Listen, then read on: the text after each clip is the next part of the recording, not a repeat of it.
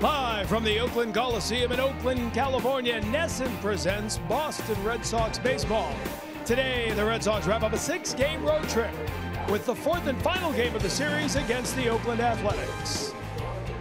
Hello and welcome to Red Sox baseball on NESN. Tom Karen along with Jerry Remy. I'm in one more day for Dave O'Brien, who's celebrating his daughter's college graduation. The Red Sox hoping to graduate from Oakland with at least one win. Jerry, they came to town after those 2 wins against the Cardinals, feeling pretty good about things. Now they're in danger of being swept by a team that was in last place when the series began. What's gone wrong? Well, it's been a total surprise, and the numbers bear it out. It's why the Red Sox are 0-3 against Oakland. You look, it's incredible heavy on the side of the Athletics. 311 batting average. The Red Sox only 221. See the runs per game, over 6 runs per game.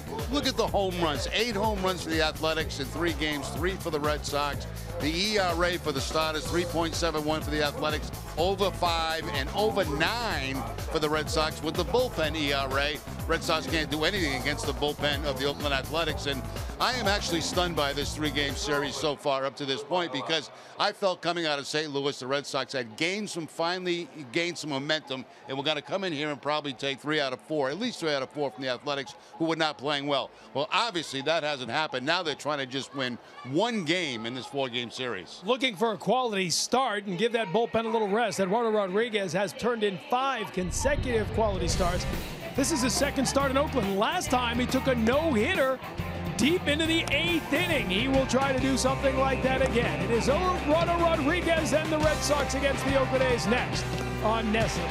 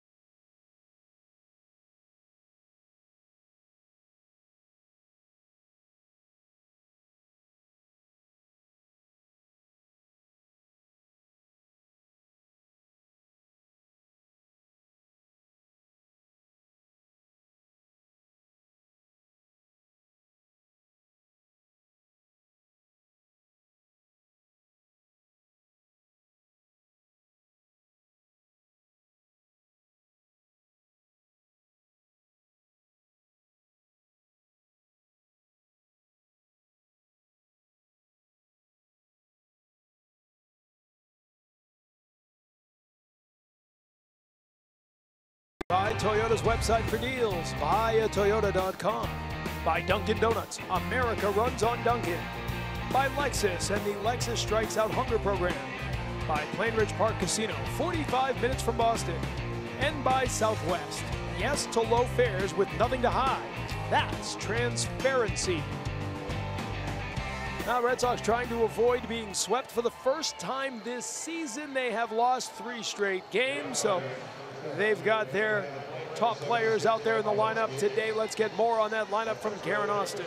Hi, TC. Well, as the Red Sox look to avoid being swept, John Farrell said they need everyone in the lineup, and that includes Dustin Pedroia, who was originally going to be off today. Farrell said this team is not down. There has been some frustration, but that does not take away from the work ethic and the work that these guys have put in. He did say they need to go out there and be more consistent and do everything they can to get this win and end this series tonight. TC? All right, Garrett, thanks. Let's look at that lineup with Dustin Pedroia in it.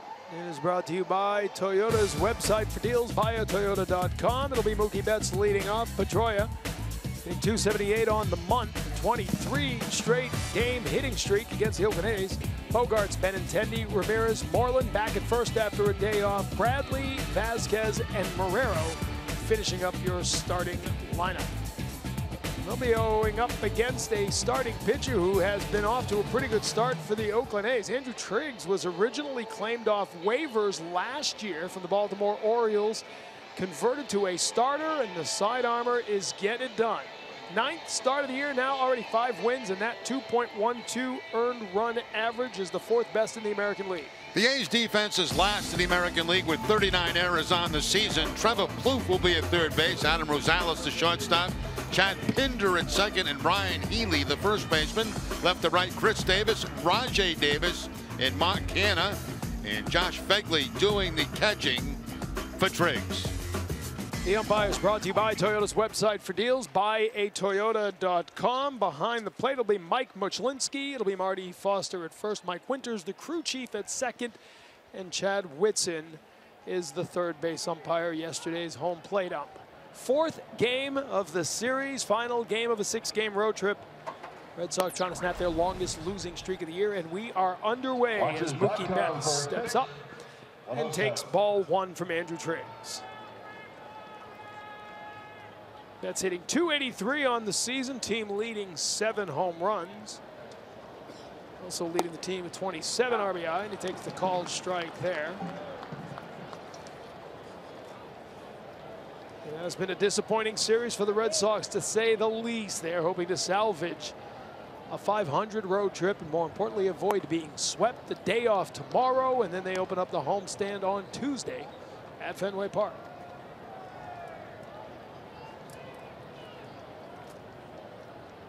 Be continuing their run against American League West teams, Texas and Seattle coming into Fenway for the 6-game homestand.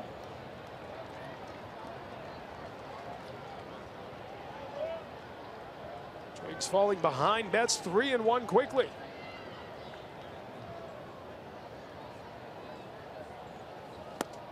And he misses outside again, so Betts draws a leadoff walk as we get underway here in Oakland. Where available, this telecast can be heard in Spanish by selecting the SAP button on your television remote. SAP presented by Toyota. Visit compra2toyota.com to see Toyota deals not seen on TV. Buenas tardes, amigos. The weather brought to you by Benjamin Moore. Paint like no other. It is splendid. 77 degrees, sunny, not a cloud in the sky. Dustin Pedroia in the lineup once again. As we said, 22 consecutive games with a hit against the Oakland A's. That's the longest streak right now in baseball of any player against one team. Also the longest in Red Sox history against the Oakland A's, as he passed Jim Rice and Jerry Remy over the course of this homestand in Oakland. High fly ball to right field, tough sun. It'll drop in for a base hit. Betts gets to second and then reads the missed throw. They will send him home as it is Davis up throwing. Chris Davis not in time, and the Red Sox take advantage of sloppy defense to get on the board here in the first. Boy, that was ugly right there by the Oakland Athletics. That ball dropping in. I don't know if they lost it in the sun. It seemed that way. But good hustle, great hustle by Mookie Betts, and what a read he made. First of all, we'll see the pop-up that goes out in that direction. It looked like it was going to drop in. It was a terrible route taken by Canha out there, so it does drop in. And then the throw to the infield gets by everybody. It's right in front of Betts. He reads that. He just keeps going to home after that, and they get no chance to throw him out. Pedroia, in the meantime, ends up in scoring position. But look at Betts. He doesn't need help from a third base coach right there. He's got the play in front of him, and he knows he can score that run. Kind of hustle play that can spark a team looking to get out of the doldrums. The Red Sox take a 1-0 lead. They have led each of these 3 games 2-0 and have been beaten in each of these 3 games. So looking to add on now with Pedroia going into scoring position after the error, and Xander Bogaerts stepping up to the plate. That was a single for Pedroia, and then the E9 on the throw allows Betts to score. No RBI for Pedroia. Bogarts coming into the game now, hitting .320, 7th best in the American League.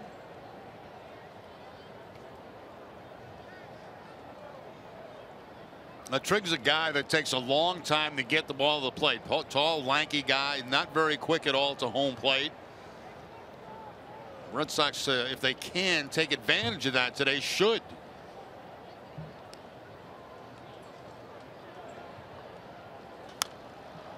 There's a pop-up foul territory to the first base side and into the seats. Red Sox need some good things to happen early for them in this game today. We've already had one good thing happen. They need more after what's happened the last 3 games here in Oakland. What a terrific read by Betts coming around second base, Jerry. He was gone as soon as the throw was made. He could see it was offline. He didn't wait for the second baseman to not play it. He was going on the throw when he saw how bad it was. Yeah, the fortunate thing for him is it's always in front of him, so it was only him that had to make the decision, not the third base coach. Bogarts has had success with 2 strikes, a .320 batting average. As that one's down in the dirt with all that foul territory, Pedroia could walk to third base. He's 90 feet away. Yeah, very sloppy here in the first inning for the Athletics. Throwing the ball all over the place, wild pitches. This ball it looks like a breaking ball this time, a slider that just caroms off the glove of Fegley, and down to third base goes Pedroia. So the infield coming in early in the game for the Athletics. That error to Canna was the major league leading 40th of the season for the Oakland A's. They've also given up more unearned runs than any other team in the American League, but Triggs gets Bogarts swinging here for the first out of the game. He's got that sweeping slider, you know. He's got kind of a funny motion where he drops down a little bit to the side and then almost like a dot thrower from there. And the breaking ball, as you can see right there, started off outside and ended up way outside. You don't see Xander get fooled very often on pitches like that. His body may get fooled, but his hands are generally in a good place. So 1 down now with Pedroia still at third base. Andrew Benintendi snapped a 26 at-bat hitless skid with a 2-for-4 night on Friday. 0-for-4 yesterday as the Red Sox had a 2-0 lead and a 3-2 lead before a disastrous 5-run 5th inning that included 3 home runs. Fouled back here. Left-handed hitters are 0 for their last 17 against Triggs. Yeah, on the season, lefties are only hitting him at 135. A little surprising for a sidearm guy. Usually lefties get a good look at that. Yeah, pretty much a sinker slider type guy, and don't expect those numbers. And here, Benintendi sends one to right field. Canna under it. Pedroia tags up, and he'll come in. And for the 4th straight game, the Red Sox take a 2-0 lead on the A's. Benintendi getting the job done. So Pedroia getting handshakes. Benintendi will get handshakes for getting that sacrifice fly, and the Red Sox go up by 2. So that's the kind of excitement and enthusiasm they're looking forward to today. There's a breaking ball right there. Gets underneath it, but gets it deep enough where Canna could not make a throw strong enough to home plate to get Pedroia.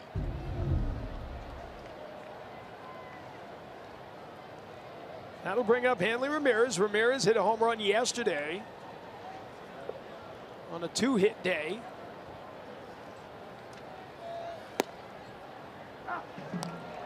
His 6th of the season, and continues his success against the Oakland A's over the course of his career. He's a .321 career hitter against the Athletics.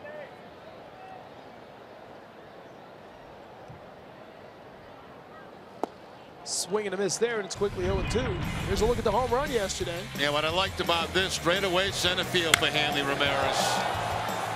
Ball hit up over the 400-foot marker in center field, and you know, Hanley also had a hit to the opposite field yesterday too, which is an encouraging sign for me. Talking to John Farrell before the game, he said that's important when Hanley gets a little pull happy, good things do not happen. No, they don't. His head starts to fly, his front shoulder starts to fly, but when he's thinking up the middle opposite field, that's when his mechanics are the best. And the home runs will come naturally.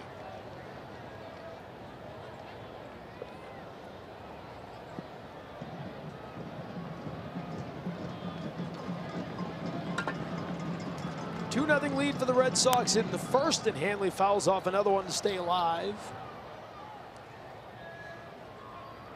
It's a 3-game hitting streak now for Ramirez, 4 for 13. That home run and a couple of RBI.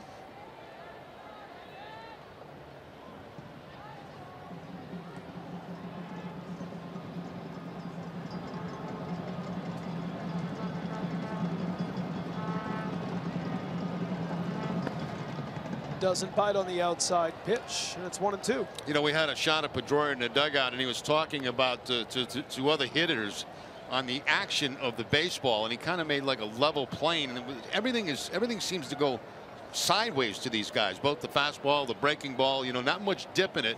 He does have a curveball that will dip down, but the fastball slider is pretty much on the same plane. Ground ball to short. That'll be Rosales up with it, down in the dirt, but it's picked by Healy. And that'll end the inning. But the Red Sox get 2 in the top of the first. Eduardo Rodriguez comes to the mound with a 2-0 lead.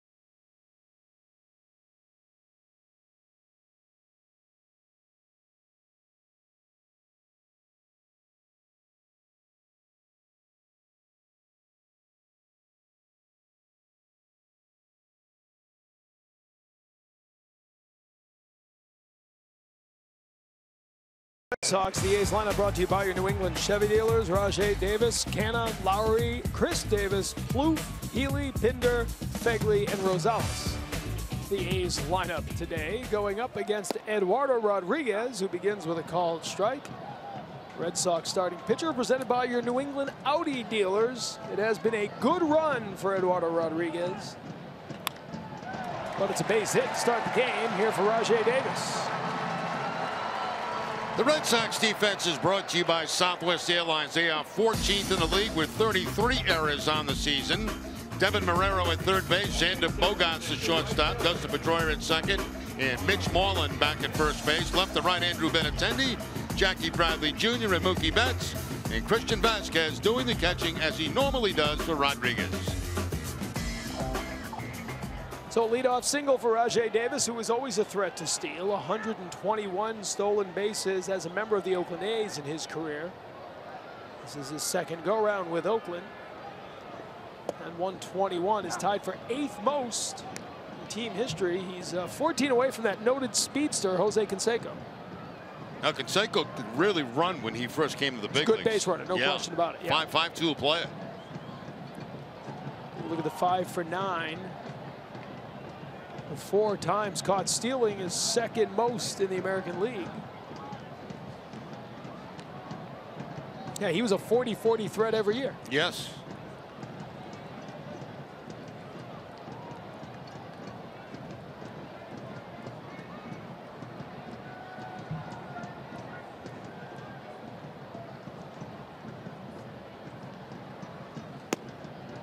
Rodriguez misses high. I want to get something I mentioned incorrectly earlier on Dustin Pedroia. It's a 24-game hitting streak now against the Oakland A's, which is the longest in Red Sox history against Oakland.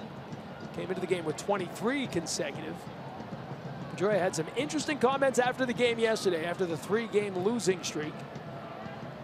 As Canna has homered in back-to-back games. Takes a called strike there. Pedroia yesterday saying, when you're in Boston, you can't get caught up in the highs and lows. He does, because when you're down low, he used the expression whale, and I'll say poop. It's not what he said, but whale excrement is the low you feel in Boston, and you're the greatest of all time and you feel high. He said at the end of the report, he said, listen, we play 162, check in with me at the end of that, we're going to be okay. Trying to calm the seas a little bit in that clubhouse after 3 straight losses, which is what a leader has to do. Well, you know, you say the right things, and I'm certain that they all believe that. They really do. But the fact is, you know, you look so poor in the first 3 games of this series. It's just disheartening to see.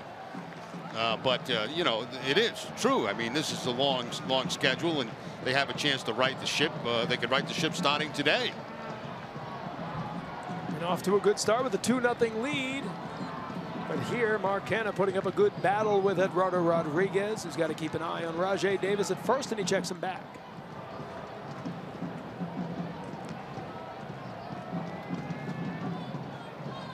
Davis last year had 43 steals with the Cleveland Indians as they won the American League pennant. It was the most in the American League last year. Very big lead over at first base for Rajai Davis. Lefty looks. Swing and a miss. First strikeout of the game for Eduardo Rodriguez, and is 1 down here in the first. Rodriguez goes to the fastball right there to pick up the strikeout. Look at his strikeout totals for the season. The high is 9, and he did that against the Chicago Cubs. He had 5 last time out against St. Louis. Now, Red Sox starting pitchers have averaged over 10 strikeouts per 9 innings. That is second most of any rotation in Major League Baseball. Jed Lowry will step up to the plate. Lowry, the designated hitter today, after playing second base in the first 3 games of the series. Went 3 for 5 with a homer yesterday. He's been waking up offensively. 6 for 13, that's 462 in this series after hitting 129 in the previous 8. The A's bats have woken up since returning home and since facing the Red Sox pitching staff over the last 3 games. Back-to-back fastballs for Rodriguez to quickly get up in the count. No ball and 2 strikes.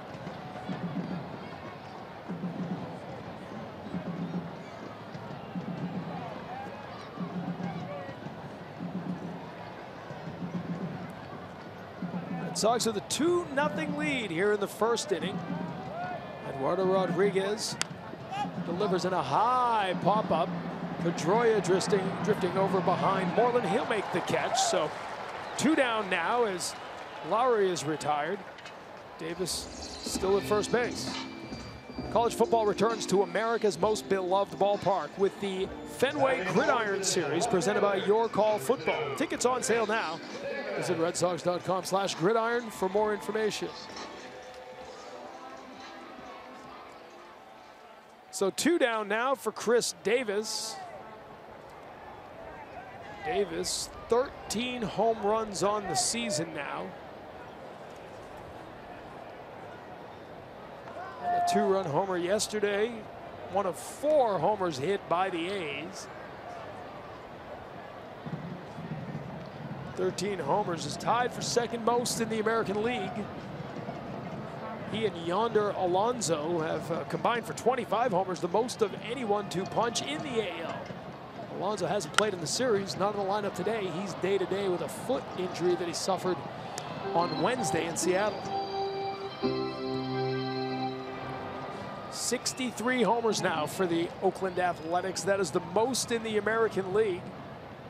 Of course, hitting 8 in the last 3 games kind of boosted their total.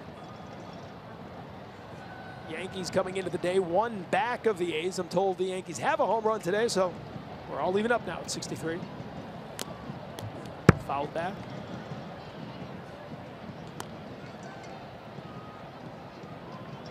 Yankees coming here in June. That'll be a bash fest.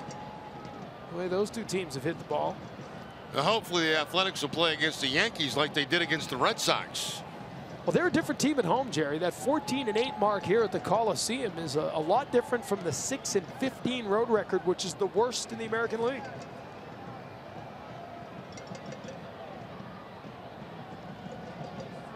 Oh, 0-2 pitch from Erod, swing and a miss, strike 3. He got him. So the leadoff single comes to nothing. 2 strikeouts for Rodriguez and a 2-0 lead for the Sox.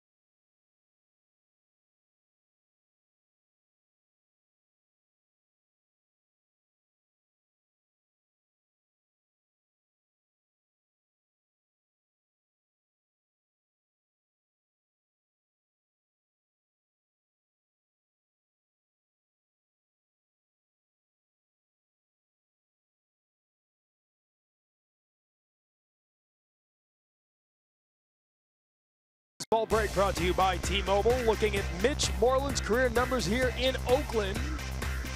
Moreland hitting .280 at the Coliseum. The 13 homers is the second most of any ballpark he has hit in. Of course, the other one, Globe Life Park in Arlington, he called home as a member of the Texas Rangers.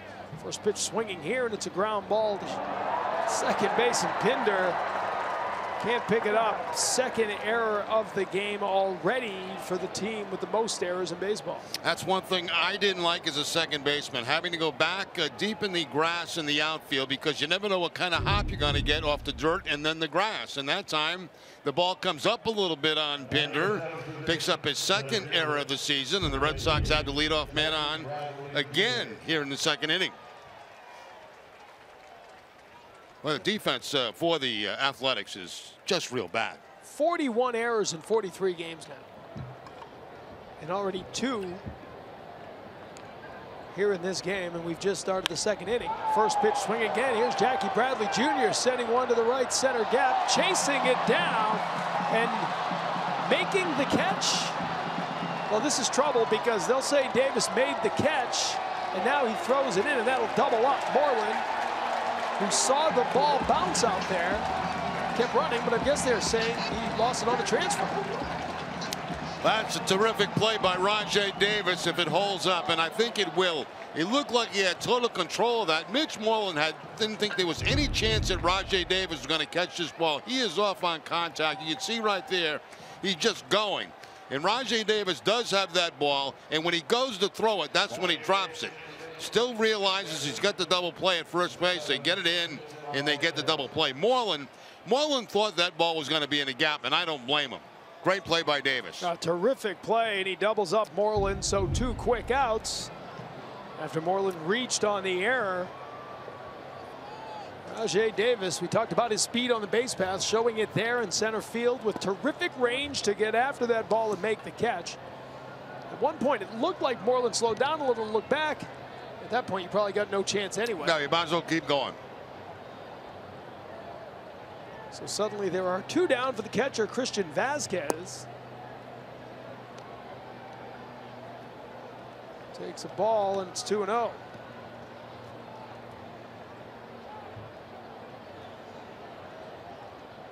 Davis made the catch, braced for impact with the wall, and then when trying to get it to the hand on the transfer, dropped it. So the catch called it out immediately by the first base umpire. 8-3 officially the double play. The runner is erased. It's a called strike there to Vazquez.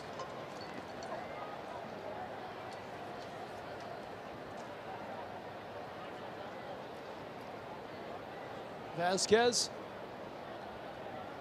has been catching Eduardo Rodriguez throughout the season. Takes a called strike here, so it's 3-2. In spring training, Jerry, John Farrell said he didn't like the idea of the personal catcher, but it's pretty clear that Vazquez works pretty well with Eduardo Rodriguez. Leon works pretty well with Porcello and Sale. Yeah. Why mess that up if it's working? They have found their roles, haven't they? And they're both getting plenty of playing time.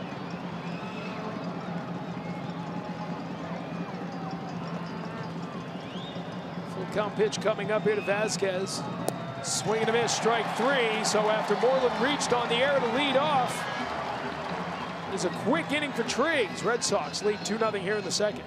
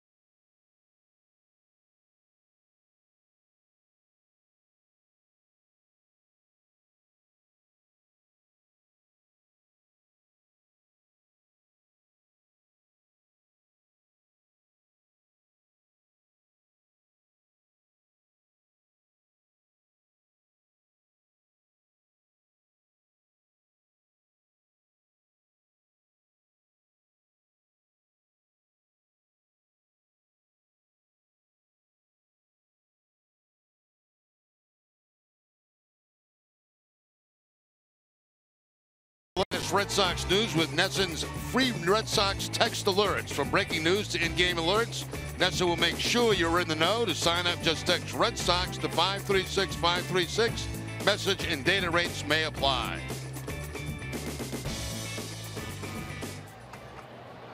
Eduardo Rodriguez back out on the mound after a 13-pitch first inning.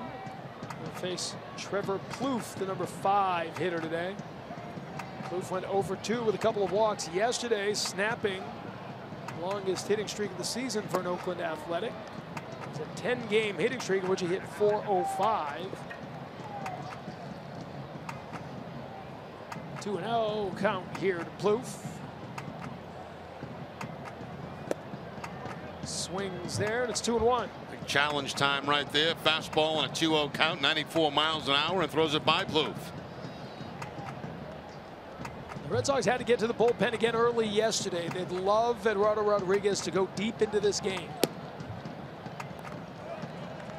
As he goes to 3-1 here on Plouffe. He has not gone more than 6 innings in a game yet this season, but he has gone 6 innings in 5 consecutive starts. Swings there, so it's 3-2.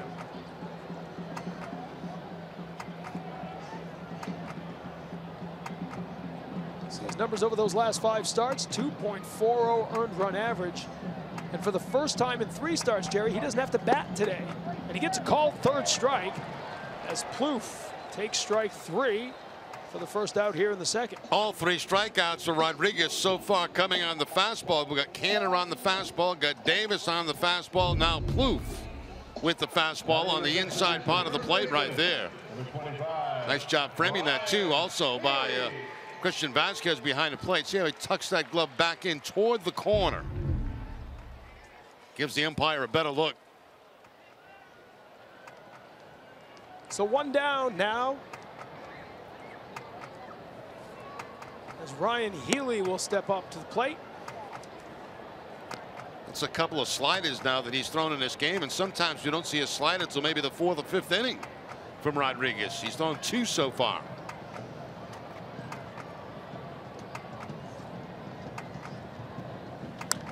Healy 3 for 12 in the series. A fly ball to shallow center field. Jackie Bradley Jr. is under it, and he'll make the catch.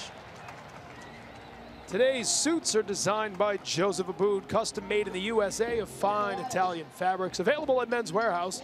Text NESSIN to 66960 to receive a coupon for $20 off your next purchase of $100 or more at Men's Warehouse. Data rates may apply. And first pitch swinging here, and Chad Pinder will drive one to the left center field wall. He will head to second base as Bradley comes up with it. A stand-up 2-out double here for Pinder in the second. A couple of guys that have never had a hit against Rodriguez getting hits today. Davis had been 0 for 3. He picked up a base hit. Pinder had been 0 for 3. He gets the double. Fastball down in the zone and just hooks it on the line in left center field for the 2-base hit with 2 outs. Well, in fact, this roster as a whole was hitless against Eduardo Rodriguez, Jerry. 0 for 23 as a team coming into this. Vasquez out to talk to Rodriguez on the mound now. After the 2-out double to Pinder, who had the biggest blow yesterday of the 4 home runs. He had a 460-foot homer up to the what they call the Plaza Reserve section here in Oakland. Believed to be, I think, the 5th. They finally decided on the 5th home run ever hit up that far since Mount Davis, as they call it, was put up there in the 60s.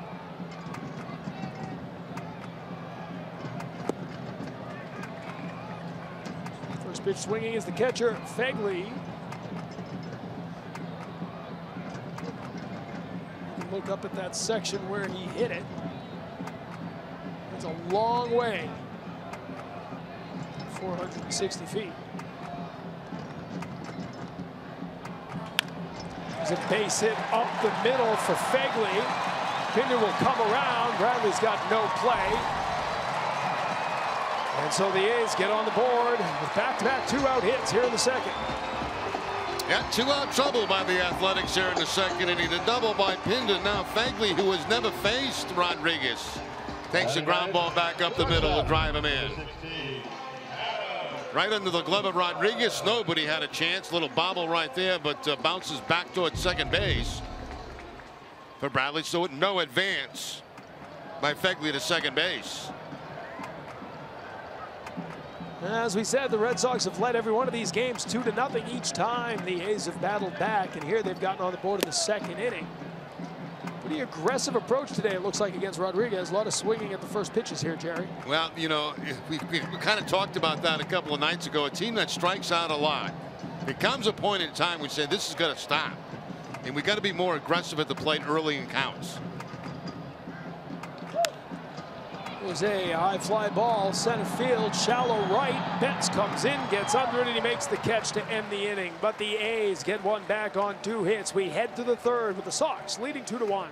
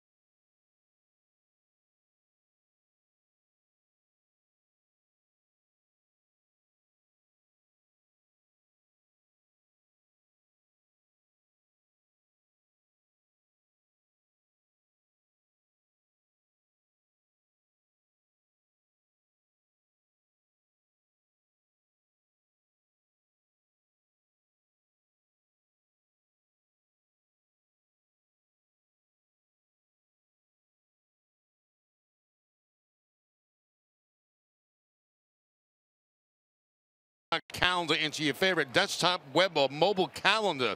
You will get automatic updates, game reminders, and much more. Visit NESN.com/schedule to import your schedule today. Jerry, I'll say it again. Your promo game has been on point this season. Well, it's improved a little bit. You know, I've gone a long time without doing some promos. Now I'm mixing a few in, and I'm very happy with the progress. But the confidence with which you're delivering them now, I think, is impressive. Yeah, you got to build up a word count. It's just like pitching, you know. Spring training, you get like 5-word promos. Right. As Marrero pops one, foul to the right field side, back towards the Red Sox bullpen. It bounces up into the seats. Devin Marrero, the number 9 hitter, making another start at third base, trying to snap an 0-for-12 skid at the plate. But they've kind of consciously made that decision to sacrifice a little bit of the offense because of the defense he has given them. And he's given him solid defense down at third base since being in there, especially plays to his backhand.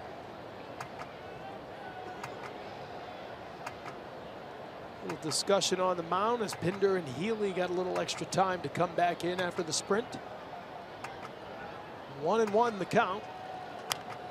And again, Marrero fouls this off on the right side. A lot of foul territory here in Oakland, but not that much. 25 rows up.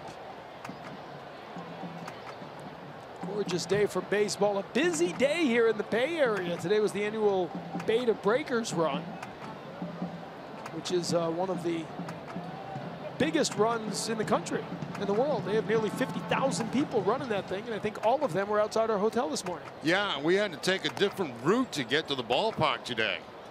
I mean, it was the whole city shut down, basically. There was a point where I thought we were going to San Jose. I didn't know where we were.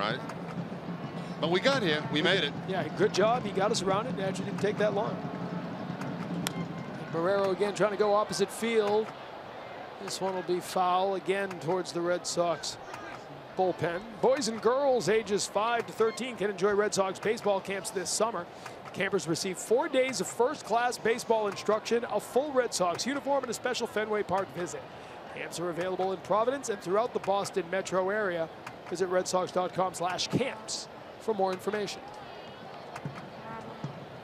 One of the neat things about the Bay to Breakers is people dress up to run. We saw some don't. Interesting costumes, to say the least. I guess some people don't dress up to run. Some people don't.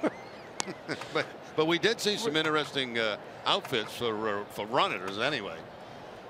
You know, I ran in a half marathon last fall, and it was around October. It was on Halloween, and people dress up to run. And nothing gets you more angry than some clown just blowing by you in mile 10. You know, you're dying, and they've got like 10 pounds of costume on, and they're running by you like it's nothing. I had this red Crayola crayon pass me about 10 times over the course of the race, and I was ready to throttle the crayon. Sure, he or she was a very nice person. Marrero battling here. He pops one. Shallow right field. Canna coming in. He'll make the catch. One down here in the third. That ever happen to you when you're running a half marathon? I don't think I've ever run. I actually walked once for the Jimmy Fund, the marathon walk, but I only did halfway. I joined it at halfway and I walked to the finish line. But that's the only time I've done any. I used to jog. I was a jogger when I was younger, but never did any marathons or anything like that. That's like beyond anything I could imagine. I've never done a full, nor do I have any intention of it. You can do a half without a little bit of training. No, you train hard. You run a lot. Yeah.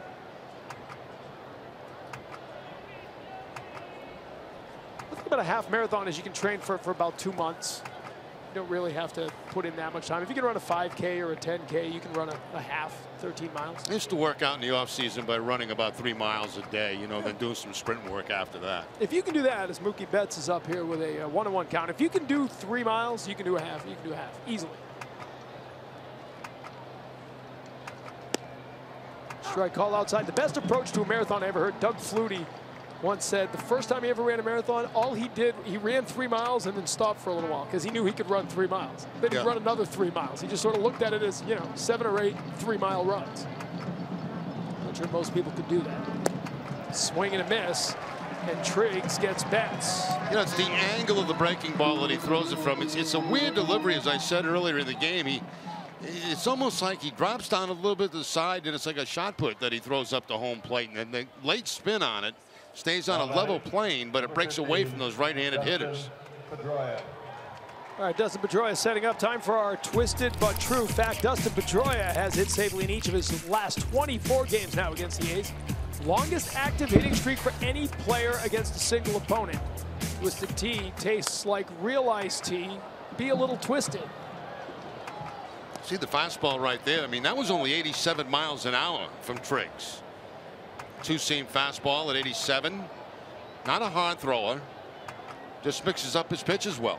Scouts say he throws a cutter, and it's always interesting to hear that expression. It's below the hitting speed. As Pedroia fouls this one high to the first base side.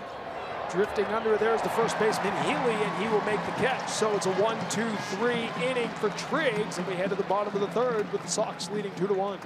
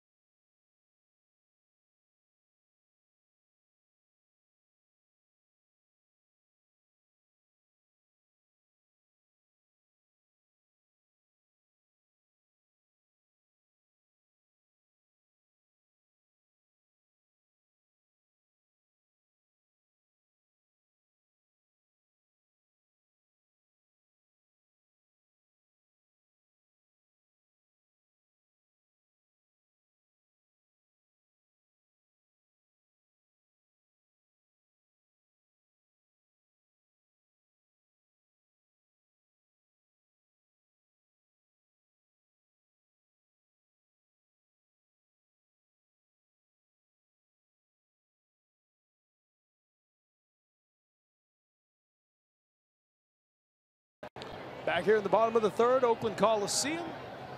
Thanks for joining us here on a Sunday afternoon, late afternoon, back in Boston. And again, a first pitch swing for Rajai Davis. Fly ball to right field. One pitch, one out for Eduardo Rodriguez. Red Sox trying to snap that 3-game losing streak. Let's go down onto the field and check in with Garen Austin. Hi, DZ. Well, it's been obvious that Eduardo Rodriguez has been working at a faster pace and that he just has a newfound confidence. Rodriguez admitted that he's learned a lot just by watching Chris Sale. He said the way he pitches in a game, the way he's aggressive all of the time with all of his pitches, the way that he attacks hitters and how quickly he works. Rodriguez said he talks to Sale as much as he can, and he's just feeling more confident with all of his pitches and wants to keep doing what he can to help his team win. Guys. Thanks very much, Garen. It seems clear as he doesn't get the strike call there, Canna, who struck out swinging in the first inning. But, Jerry, it seems clear that Chris Sale has had an impact on Eduardo Rodriguez. Yeah, I think he has. And, you know, I was talking to Pedro Martinez when we were back in Boston a couple of trips ago. And he said he sat down also with Rodriguez. He said, watch Sale. He said, talk to Sale. He said, you know, try to act like that. He says, that's the way major league pitchers should work. And I think, you know, they've all had an impact on Rodriguez. Well, Rodriguez here in the third inning. One down as he throws his 30th pitch. High pop-up, foul back towards the Red Sox dugout. Coming in is Moreland, and he'll make the catch, sliding onto the warning track. Well, there is nothing easy about making catches as you're heading to either dugout, first base or third base in this ballpark. It's just loads of room in foul territory. Plus, you've got to battle the sun. We talked about the sun yesterday. No clouds up there to help you out at all. So it's a real battle in a couple of different ways. And nice play by Moreland right there. Sliding catch. He won a Gold Glove at the position last year with the Texas Rangers. Coming off just his second game this season that he didn't start. First game in which he didn't get in. He'd gotten into every game prior to yesterday. It seems fairly clear that Hanley Ramirez is not going to be able to play much first base, if any. So Mitch Moreland won't have many days off. Chet Lowry. As it's 1-1 here after the foul ball. Red Sox made a roster move today. Brandon Workman called up for the second time this season. See his numbers this year with Pawtucket. He's been outstanding in 8 appearances. He 3 scoreless innings against Baltimore in his first call up with the Red Sox. Noe Ramirez, who went 3 innings yesterday, his option back to Pawtucket, and it's a 2-out single here for Lowry in the third. Now Lowry continues to hit the ball well against the Red Sox. 7 for his last 15 now as he picks up that base hit. As you mentioned, TC, he was really struggling coming into this series, but he found his way against the Red Sox. So 4 hits off Eduardo Rodriguez today. 3 of them have come with 2 outs. And Chris Davis struck out swinging in the first inning. The 53rd time this season Davis has struck out. He fouls this one up into the right field seats. Don't miss WB Mason Extra Innings Live right after the game. Adam Pellerin, Jim Rice, Steve Lyons break down the game and look back at the road trip. You'll hear from Eduardo Rodriguez as well as manager John Farrell. Whatever, whenever, wherever, who but WB Mason?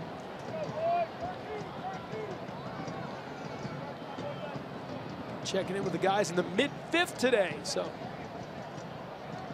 you got to be ready in the green room. Can't put your feet up and relax. You got to be ready to go midway through the game.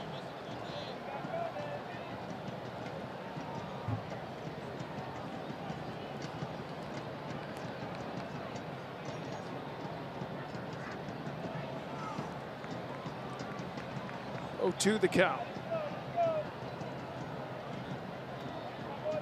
Davis always a home run threat. Down in the dirt, he doesn't chase. It's 1-2.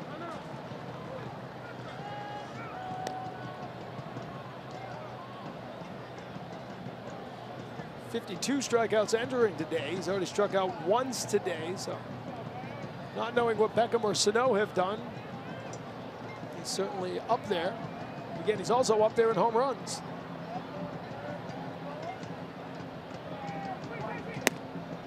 This is there. We've talked about this, Jerry, but that's the OPS era of baseball. You swing hard, doesn't matter how many strikes. You're looking for a slugging percentage. You're looking for extra base hits, and if you strike out, so be it. Yeah, it doesn't seem like the strikeout means very much anymore to a lot of these guys, and I don't necessarily agree with that. Oakland has tied the most home runs in the American League with 63. They are also second most in strikeouts with 378. That's nearly 100 strikeouts more than the Red Sox. And my feeling is, you know, you're better off putting the bat on the ball because something good might happen instead of swinging and missing and heading back to the dugout. And at least you make contact. Even if it's a ground ball, you know, three things have to go right. He's going to catch it, throw it, and then the first baseman's going to catch it.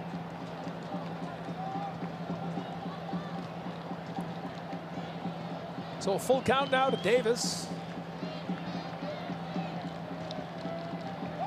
Swings and misses, strike three. Second time today, Davis strikes out. Fourth strikeout of the day for Erod, and it's 2-1 Red Sox after 3.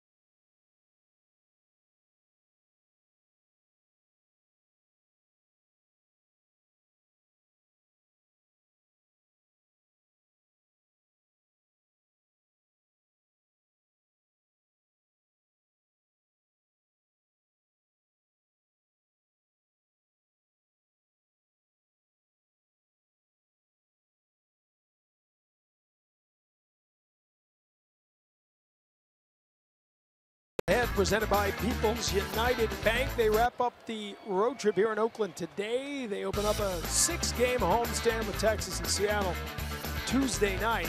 Back out on the road. This time it'll be a 10-game road trip. Chicago, the Orioles, and the New York Yankees.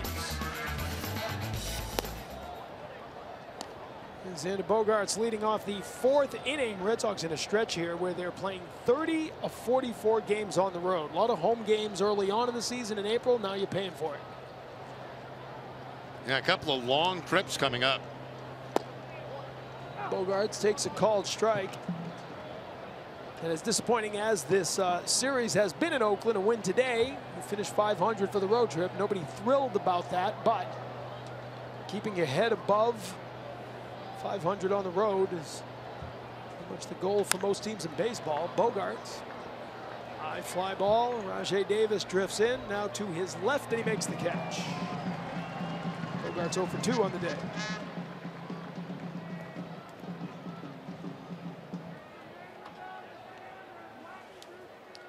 With Benjamin Moore, you can paint like no other. Go to benjaminmoore.com to find your nearest retailer.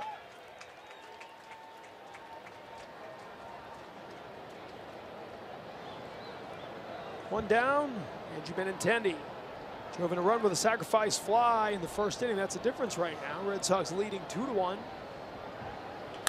First pitch down the right field line. Nice diving play by Healy, but no time to get it to the pitcher as Benintendi blazes up the line and gets an infield single with 1 out in the 4th. Yeah, that became a race between Benintendi and Triggs, and there was no contest. Benintendi winning big time. That's a bullet he hits right down the first base line. Nice job by Healy to knock it down. Now let's see if the pitcher reacts right away. He kind of watches it. And then by the time he gets going, he's got no chance to catch up to Benintendi. See the pitcher just hanging out there? I mean, he's got to run. He's got to get over to first base. Anything on the right side, get over there. And he's trailing Benintendi by quite a distance going down that line. So a mental mistake there by Triggs.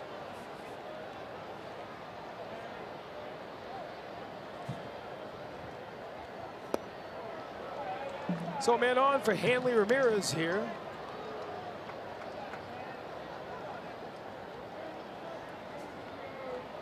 By the way, that also means that ends the streak of 21 straight at-bats for left-handed hitters without a hit off Triggs.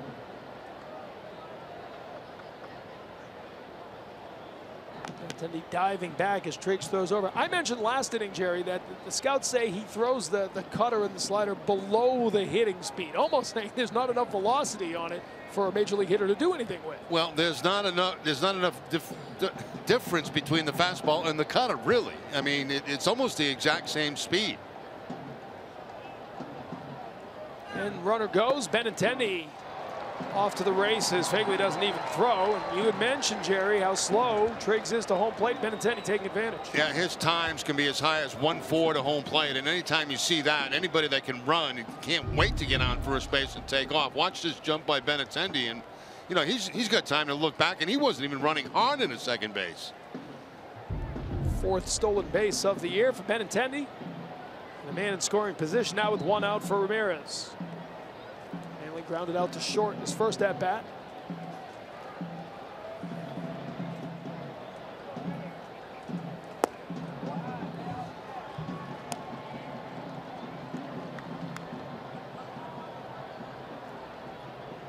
Ramirez with the home run yesterday, trying to make it the 9th straight time he has homered in back-to-back games.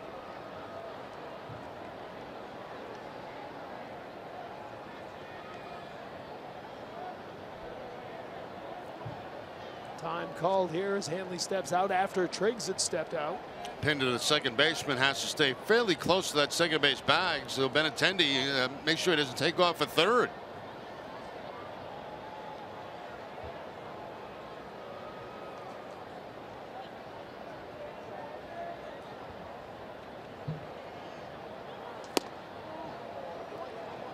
He gets out of the way of that. It's 3-1 now to Ramirez.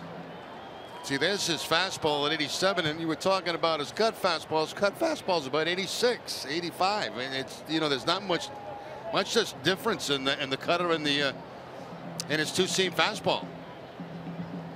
He's able to induce weak contact, which leads to a lot of ground balls. He's been among the league leaders in ground balls induced over the last couple of years. But he walks Ramirez here to put 2 on with 1 down in the 4th. Well, tonight at 8:30 in an all-new episode of the Ultimate Red Sox Show presented by AAA, I sit down with Tim McCarver for an exclusive one-on-one interview. That's tonight at 8:30 right here on NESN.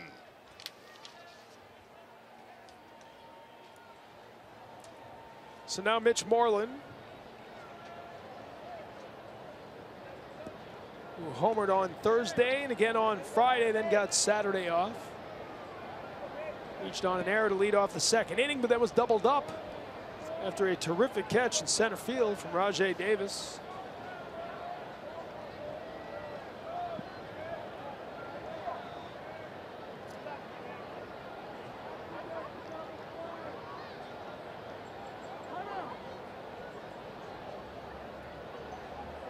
Triggs has slowed things down here in the 4th inning with runners on.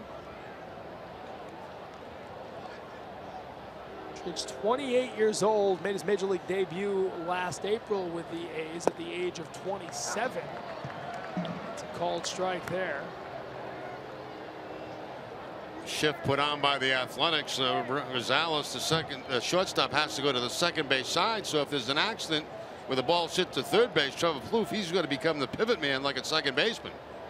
And Hanley's going to get a big lead at first base so he can possibly break up a double play. Fouls that one back. So it's 0-2. to Moreland here. We've got Rosales essentially lined up right behind the bag now. See just that one man on the left side, the third baseman Plouffe.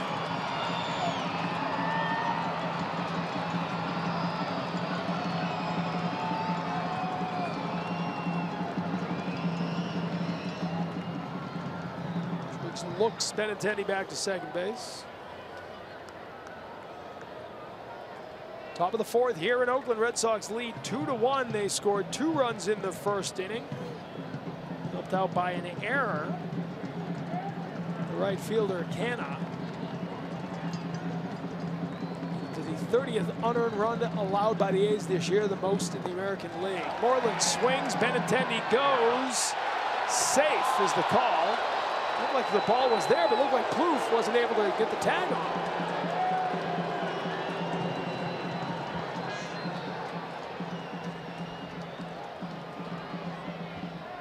So the second stolen base for Andrew Benintendi. Yeah, it looks like the Athletics may take a look at this. We'll see. Benintendi takes off when he sees that ball in the dirt. A little bit of a late jump. And I think the tag was missed. It was a sweep tag that I believe would miss Benintendi, and then he got his hand on the bag.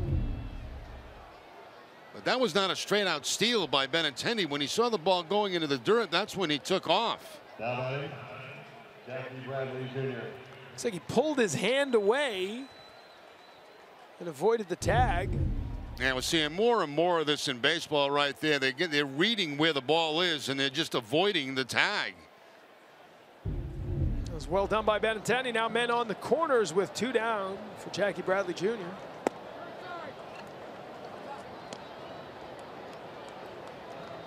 Bradley hit one to deep right center in the second inning. Was tracked down by Rajay Davis, who was then able to double up. Mitch Moreland. Davis had dropped it on the transfer, but well after he'd made the catch and run into the wall.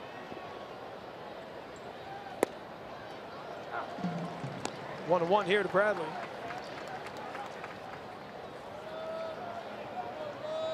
Bradley back below 200 at 198, but over the road trip has shown signs of coming around. He's 4 for 15 now. 2 homers, also drawn 4 walks over the course of this road trip. Hanley gets back to first. Bradley homered in back-to-back games in St. Louis on Tuesday and Wednesday.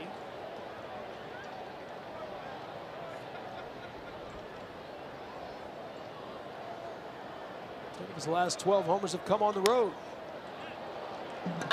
As this one into the seats on the left field side.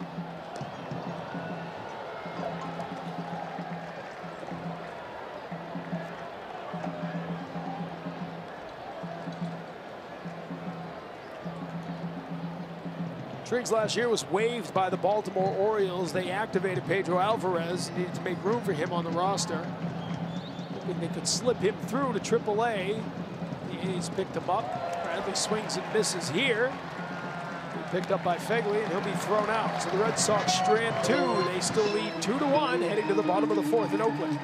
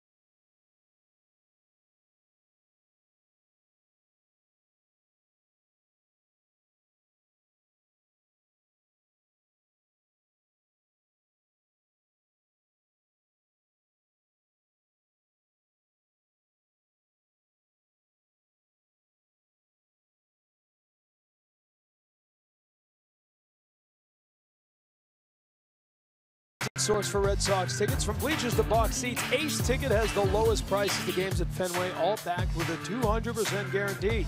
Ace offers mobile entry as Trevor Plouffe leads off the inning here with another first pitch swing and one quick out as he sends one to center field. Finish that off. Call 1-800-MY-SEATS or visit aceticket.com now.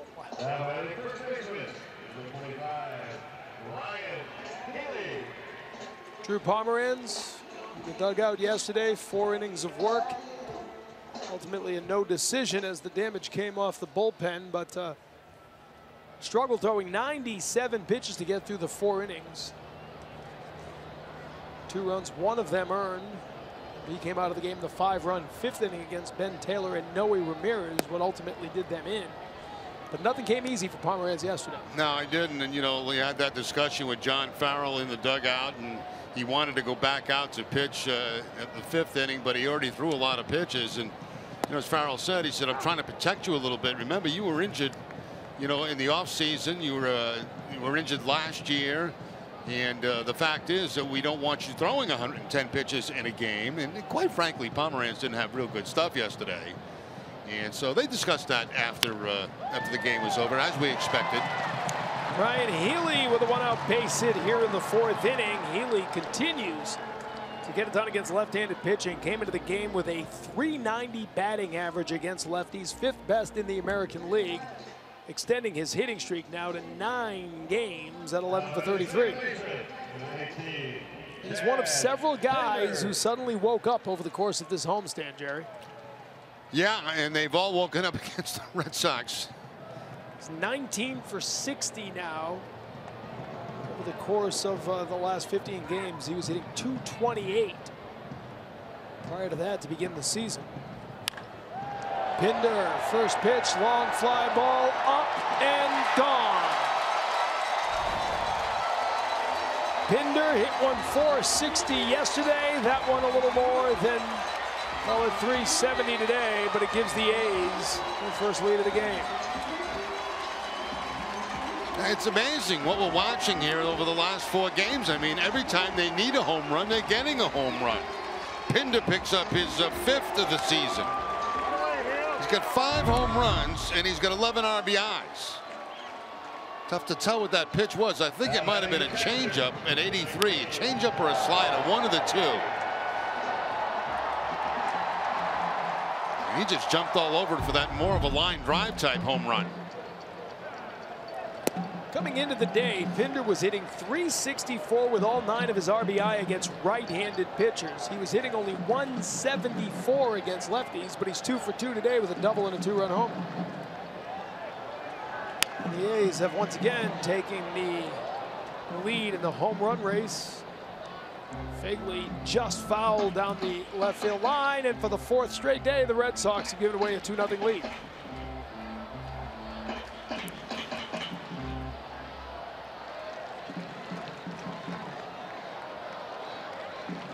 Nine home runs in 4 games against John Farrell's team for the Oakland A's.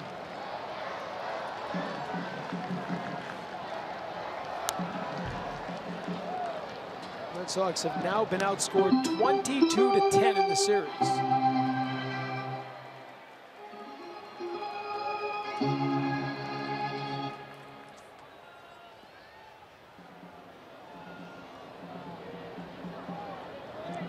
Fagley was 2 for 3 yesterday, and an RBI single in the 2nd inning, his first and only at-bat today. Didn't go there, and it's 2-2 now.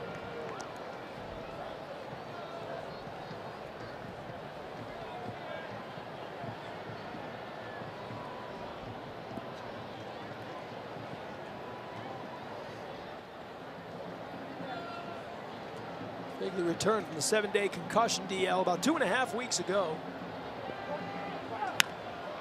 He drives this one to right center field. Bradley getting after it, and he'll make the catch. Second out of the inning on a long fly ball for Fagley. You know, we often talk about this ballpark, how the ball travels during the day compared to night. At night, it gets cooler at night. You get sometimes some of that fog from San Francisco that comes in, and the ball doesn't travel as well. During the day, The ball really travels well in this park. Breeze not a major factor here because of the way the stadium is built. You know, it's one of those circular stadiums, got that big center field stands, and it's you know, I don't think it has much of an effect. The sun certainly does. It's Adam Rosales. Flight out to right field in the second inning. He's on an 0 for 10 skid right now. Struck out 3 times yesterday. It's just 2 for his last 21 with 11 strikeouts. Big swing and a miss there. Yeah, they've been getting him to chase that high fastball too in this series.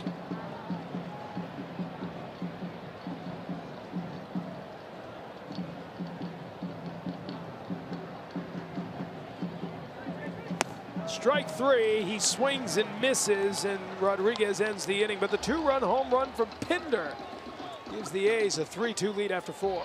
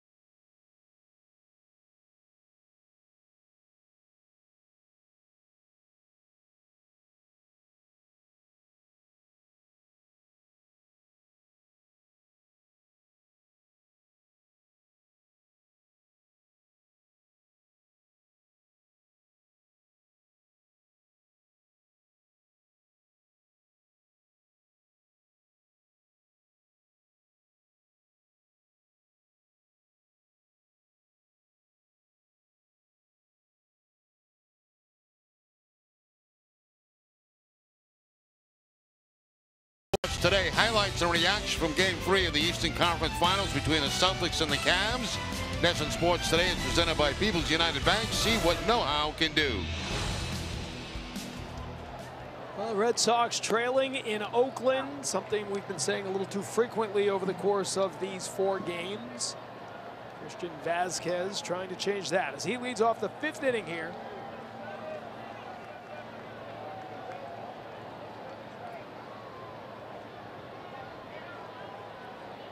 Vazquez came into the game hitting .317 against right-handed pitching. He struck out to end the 2nd inning. His first at-bat of the game.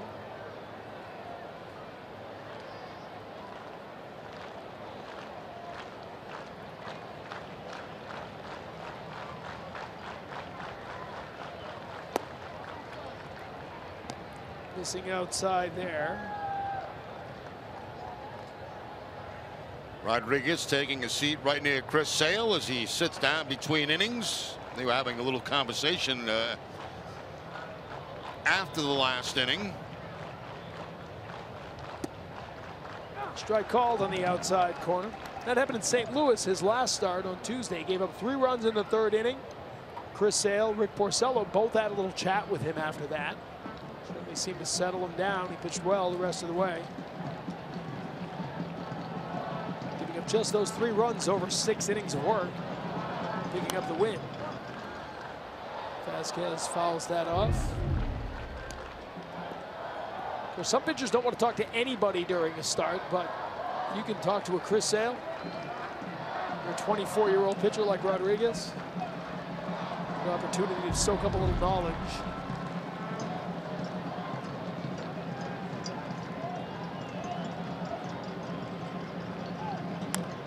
Vasquez slaps this one into center field for a base hit. So Vasquez gets the 5th inning started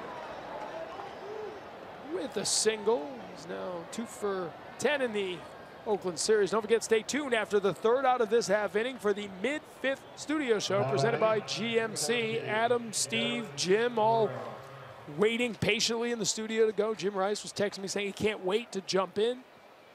Look forward to hearing what they have to say. That was a nice piece of hitting there by Vasquez. That ball was down and away from him, and he's able to reach out and put that ball in the center field. I'd like to see a little hit and run action here with Marrero, trying to get something going for this offense. Marrero shows bunt, pulls it back.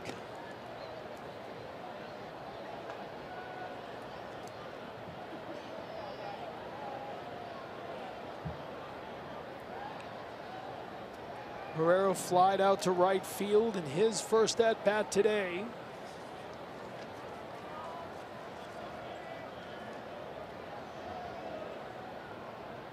He's now an 0 for 13 skid. Recalled on May 5th, Marrero has appeared in all 14 games since then. He's become the primary third baseman, of course, the last 2 weeks.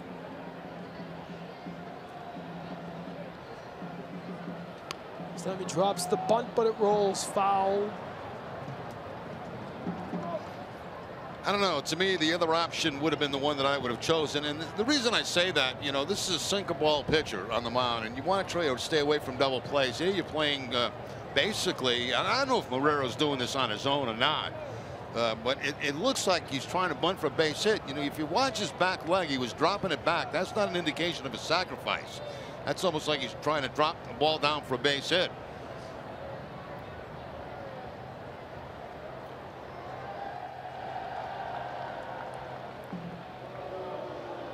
1-1 now after the foul bunt attempt. Runner goes, swing and a miss. Vasquez will slide in as the ball sails out into center field. Now Vasquez trying to go to third. It'll be Rajai Davis losing the grip on the ball out in center field. So it all worked out in the end as he's able to go to third. That's what I'm talking about. I mean, you know, it was not successful hit and run. It was a swing and miss, obviously, but you drew a bad throw by the catcher. You're forcing them to make mistakes. Try to force the action. No contact right there on the hit and run. The runner at first base was off Vasquez, as you can see. He's not straight stealing. And then you get the throw that's way over the head of the second baseman, and he's able to continue on to third. Now the Oakland infield has to come in, put pressure on him. Throwing error on the catcher. E2, the third error of the game already for the Oakland A's. That now 42 errors on the season. Big swing and a miss there. As Marrero goes down. The first out of the inning. You take a look at the errors, 42. At one point, the Red Sox are actually pretty close to the A's, but the Red Sox now have committed just one error over the last 6 games, while the A's continue to pile them up. Yeah, they continue their pace of bad defense. Bob Melvin not happy with that. He was ejected from yesterday's game, arguing after an error in the second inning, an error against the Red Sox. 2 runs had come to score, but the umpires put one of the runners back. He thought both should be given home plate. Notice the infield now for the Athletics. They're not all the way in on the grass, and the reason for that is there's not great speed at third base and Vasquez, so you don't have to come all the way in on the grass. Betts is 0 for 1. He walked in the first inning and scored a run. After the walk, he took third on a throwing error from right fielder Canna on a single from Dustin Pedroia, and scored on a Benintendi sacrifice fly. Red Sox took a 2-0 lead in that first. The A's have come back with 3 of their own as Betts fouls it off.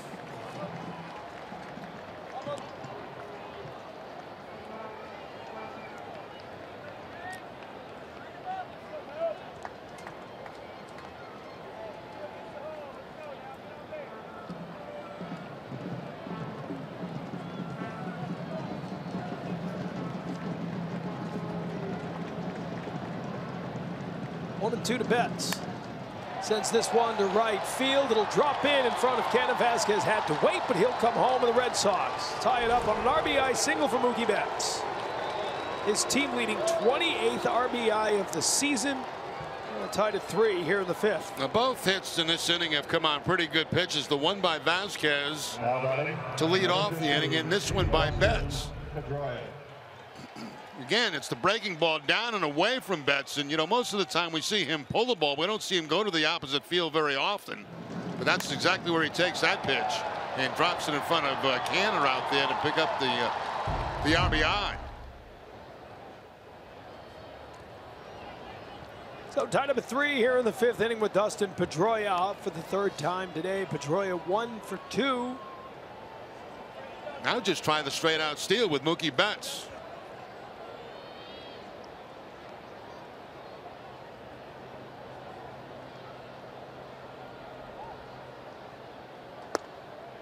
Pedroia takes a called strike. I think Pedroia was taking all the way too. Sometimes with the base stealer hitting it in front of you, you take a strike, give him a strike to try to steal a base. After that happens, then you're on your own.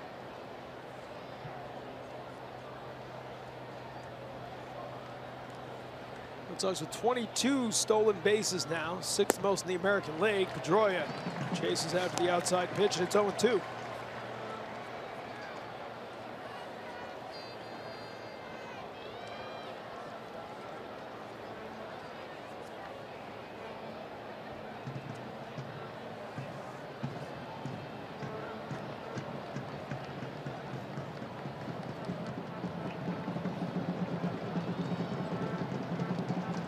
The 0-2 pitch well outside.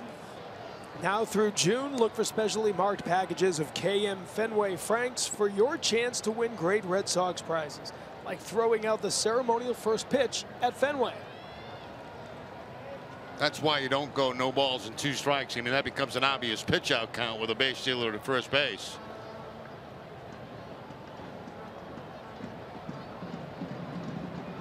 Now he does go. Got a great jump in the vacated hole opening.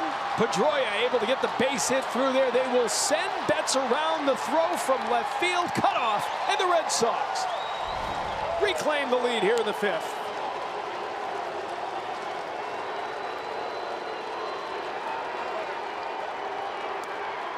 Now, how about Mookie Betts' base running today? I mean, it's been incredible in this game. He takes off a second base on the attempted steal. They have the shortstop covering. Watch the shortstop go cover, and that means that right there is a wide open gap. Now, Betts never slows up, and he's being waved on by Butterfield, knowing they don't have a good arm out there in the outfield.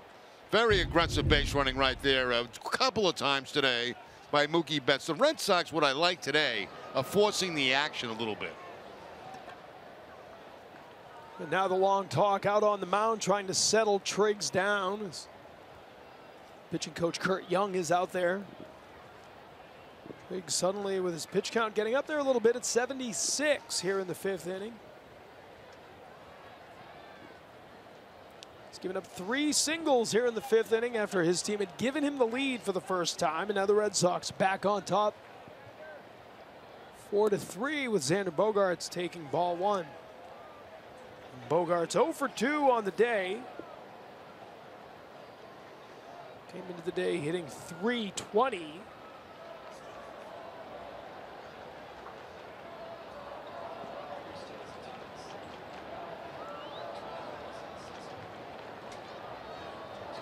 Runner goes again as Bogaerts slashes it foul. So the Red Sox remaining aggressive here. You've got a guy on the mound that's a sinker ball pitcher. You don't want to hit into double plays. He's very slow to the plate. So you've got a lot of options that you can play against this guy. And you've got to do it, and the Red Sox have been trying to do that. Getting back to that ball that Pedroia hit, I don't know why in the world the shortstop was covering second base on that, because Pedroia, most of the ground balls he hits out of shortstop. I have no idea why they chose to have the shortstop cover in that situation. And that's communication between the shortstop and second baseman. Whoever's making the decisions out there made a bad one.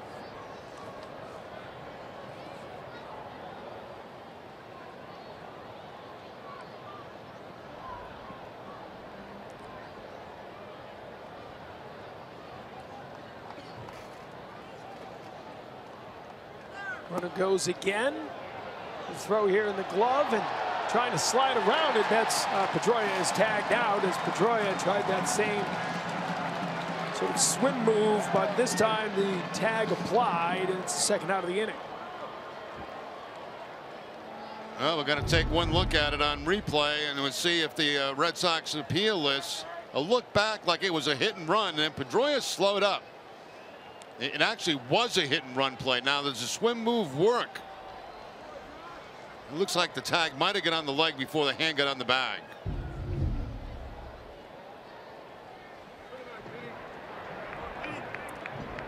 So 2 down now as Pedroia is caught stealing. 1-2 pitch is outside in the dirt. See, if we could replay that Pedroia running to second base. See, he tips off that it was a hit and run play instead of a straight out steal, and you can see him because he turns back in to look to see if there's contact, and as he does that, he actually slows down a little bit. See the look in? That's to see if there's contact right there by Bogaerts. No contact, then he had to pick up speed a little bit. Bogaerts rips one foul over towards the Oakland bullpen.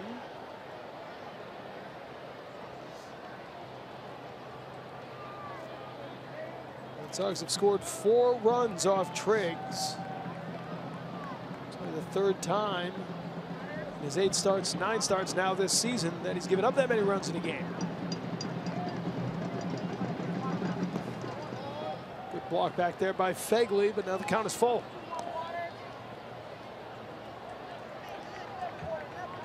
Andrew Benintendi on deck. Benintendi has a single and an RBI today on a sacrifice fly, a couple of stolen bases as well.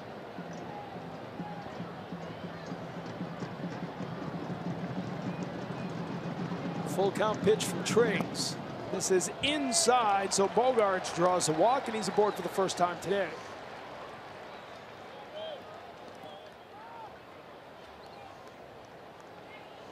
And I'll tell you what, you know, I don't know what pitch, but I wouldn't be against sending Bogaerts either. Trying him for a stolen base to get in a scoring position for Benintendi. Look, if you're last in the league in home runs, which the Red Sox are, you got to do some other things. And when you have the combination to do them, like you do with this pitcher, why not?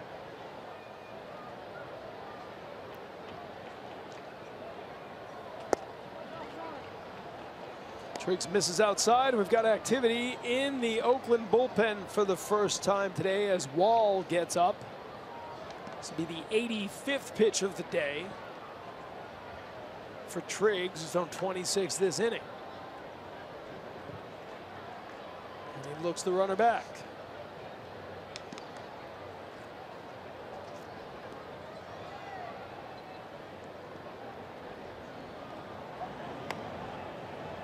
Look at Bobby Wall, just getting started in the Oakland bullpen, but pitch count becoming a factor here for Triggs. Misses inside, and suddenly his control is in doubt here in the 5th inning.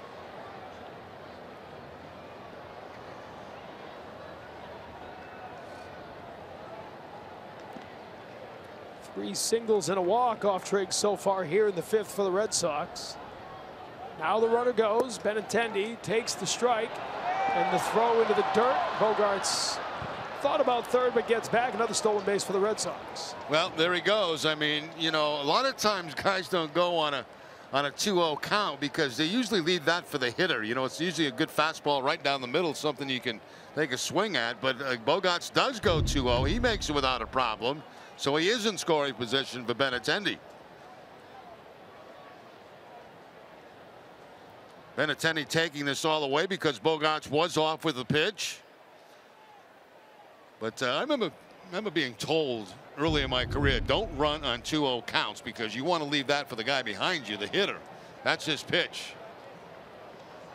But that time it did work for Bogaerts. And Benintendi still in control of the at-bat with a 2-ball 1-strike count. Drove in his 24th run of the season with a sacrifice fly in the 1st inning. Reached on an infield single and stole 2nd and stole 3rd. Here he drives one, center field. Rajai Davis started in, now he stops and he makes the catch. But the Red Sox score 2, and they reclaim the lead. It's 4-3 here in the middle of the 5th. Time to turn it over to Adam, Jim, and Steve, the boys in the studio, the mid-5th studio show presented by GMC. Adam.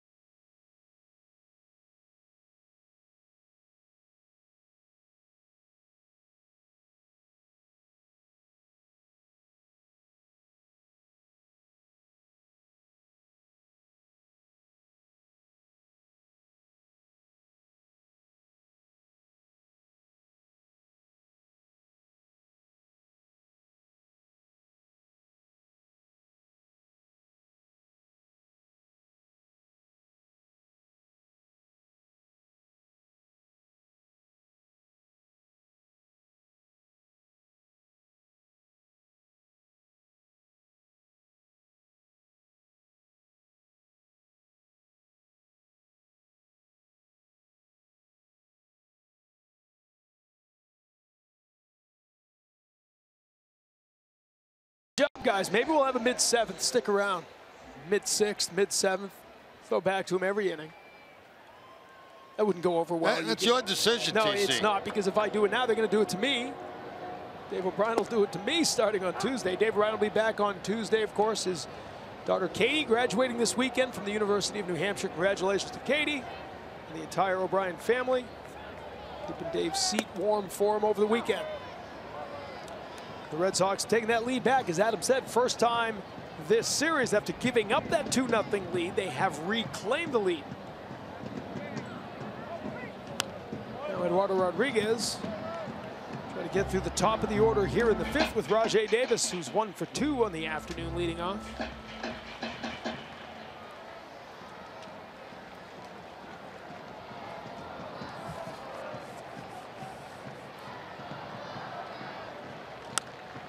This one's fouled back into the seats.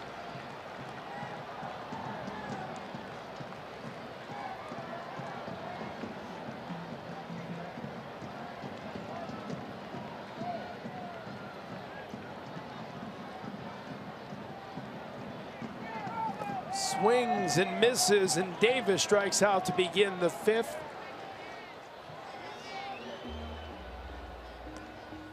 Rodriguez trying to get back on track here and have a very quick 5th inning after the Red Sox take the lead. It's like a slider down and in that time from Rodriguez. Not even close to being a strike, but chased by Davis. I've been watching Canna. He takes some of the weirdest things before he hits. I mean, he's just all kind of stuff going on. In the on-deck circle, when he gets to the plate after a pitch goes by him. And Canna's up now. He's 0 for 2. By the way, Lexus making a pledge to strike out hunger every time a Red Sox pitcher strikes out an A's hitter. Lexus donates $50 to the Greater Boston Food Bank. That is 6 strikeouts now on the day for Eduardo Rodriguez. And Mark Canna and his unvarying routine flying to right field, where Mookie Betts will make the catch. Got 2 quick outs here in the 5th inning.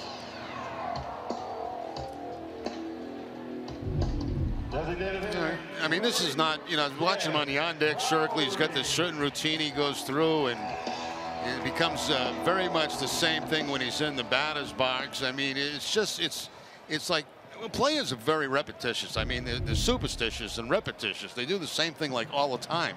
If you go to a game and you stand there and watch a guy come to the on-deck circle, I guarantee you 95% of them do the same thing every time they go to the on-deck circle.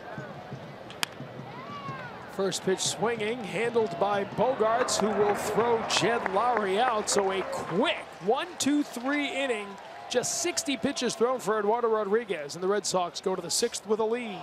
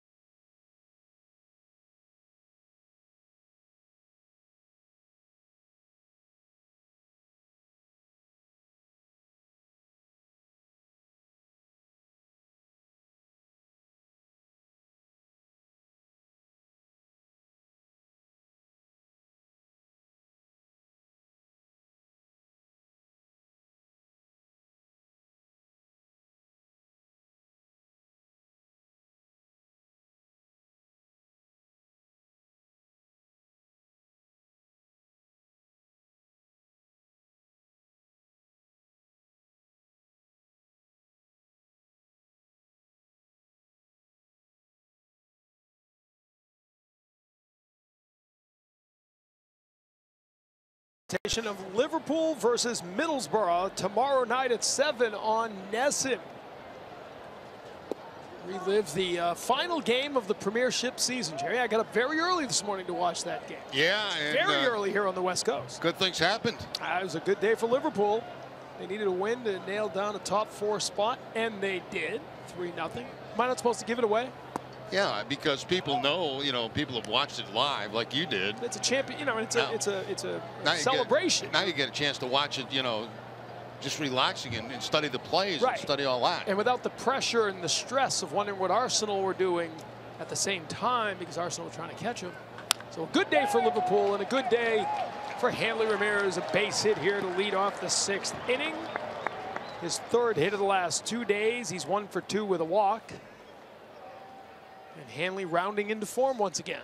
Yeah, well, you saw it yesterday's start, I believe, and it was the home run to center field, the base hit the other way. This time he pulls the ball, he gets a breaking ball and pulls it for the base hit. So 1 for 2 on the afternoon. He's also got a walk.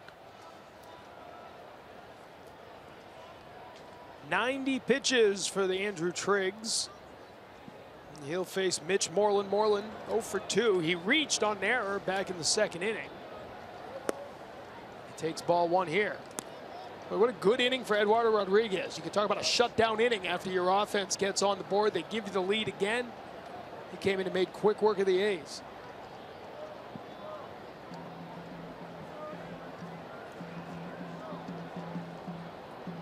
An 8-pitch 1-2-3 inning for Rodriguez.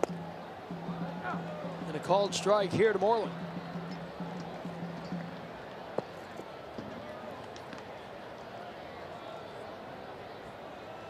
It's already above his average. 92 pitches thrown today. His high on the season, 105. That was 2 starts ago against the Angels. And here's Moreland ripping one high to right field. It is gone. No doubt about it. A 2-run homer for Moreland, his 3rd of the series. And the Red Sox open up a 6-3 lead in Oakland. Oh, man, that was a terrible sinking fastball that Moreland just jumps all over. I mean, this sinker had blinking lights on it coming to home plate saying, hit me, hit me, hit me, and Moreland crushed it. Watch the location of this pitch. Oh, my goodness. 88 miles an hour, supposed to be a sinker, stays up in the zone, and Moreland just absolutely crushes it.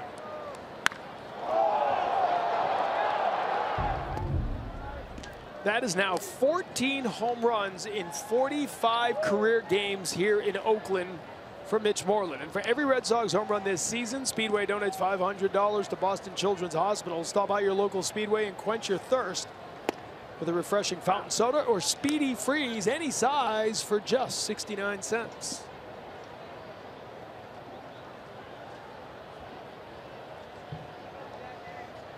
Well, he had been known as the doubles king for much of this season, but over this weekend,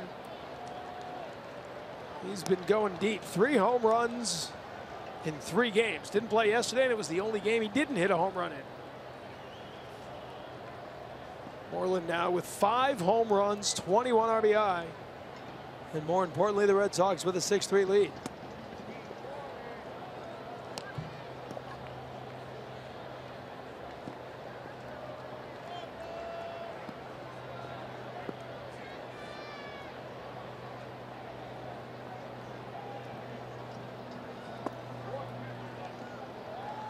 I'll tell you, watching Triggs today, and I don't know how in the world he came in here with a 2.12 ERA. I mean, he's not showing anything real special in this game today.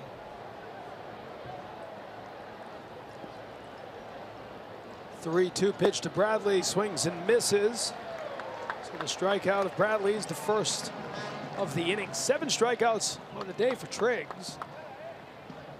Yeah, that time he chased one off the outside part of the plate. Was not a strike to Jackie. It was away from him, but gets him to swing and miss out of to pick up the strikeout. Pick up the first out here in the 6th inning. We'll bring up the catcher Vasquez, who's 1 for 2. Also stole a base back in the 5th inning.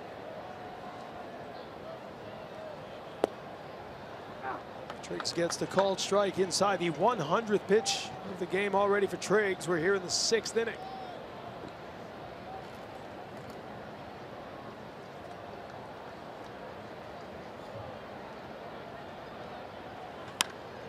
And Vasquez with his 2nd hit of the day. Now, there's a classic example, and you hear me talk about it a lot, taking the hands inside the baseball. And that's exactly what Vasquez does on that pitch. That ball is running back inside on him. It's not away from him. He brings the hands inside and shoots the ball to the opposite field. That's a pretty swing. And that is his best swing. Watch the location of the pitch. It's inside part of the plate. Hands come in, gets the barrel of the bat on the ball, and drives it to the opposite field on the line, and that's going to be it for Triggs. Yeah, Triggs is done after 5 1/3 innings. So he came in with the low ERA of 2.12, but the Red Sox have scored 6. They lead at 6-3 here in the top of the 6th.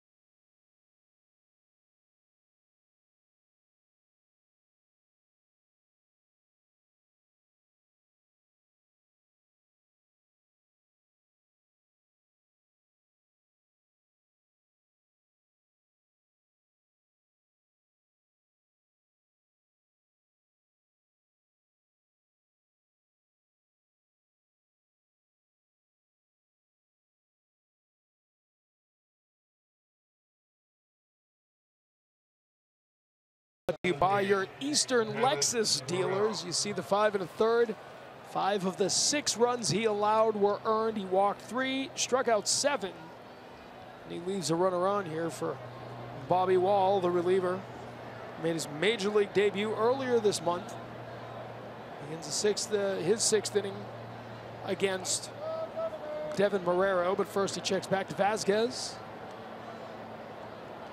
So as you said, Jerry, Triggs came in with numbers that were eye-popping, but it didn't translate on the mound. No, I mean, I didn't see anything, from the first inning on that really made me say, wow, this guy's got something special. That's why he's got a 2.12 ERA.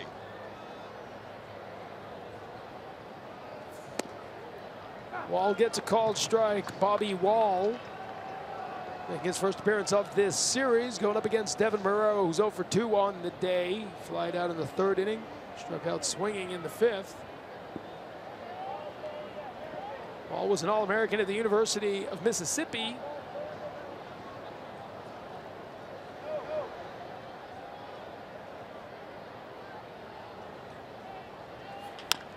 And here Marrero, a chopper to 3rd. Plouffe across the diamond will get the out. 2nd out of the inning. The runner Vasquez advances to 2nd.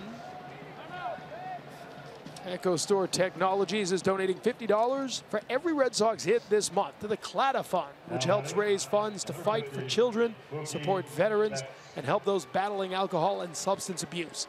Echo Store Technologies, your data center solutions provider. 2 down, man on second base. Mookie Betts up for the 4th time today. He has scored 2 runs, has a single, a walk. A single drove in a run. The Red Sox took a 2-0 lead, then trailed 3-2, but have now battled back, scoring 2 in the 5th and 2 more so far here in the 6th.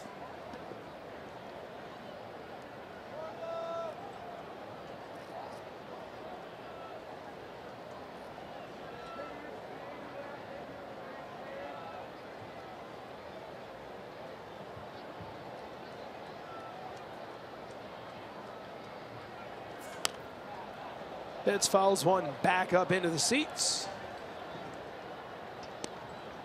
Mookie Betts now has 42 hits, including 21 extra base hits over the last 34 games. And been very aggressive with his legs today. Part of the game for the Red Sox. Part of the approach in this game today against the Athletics.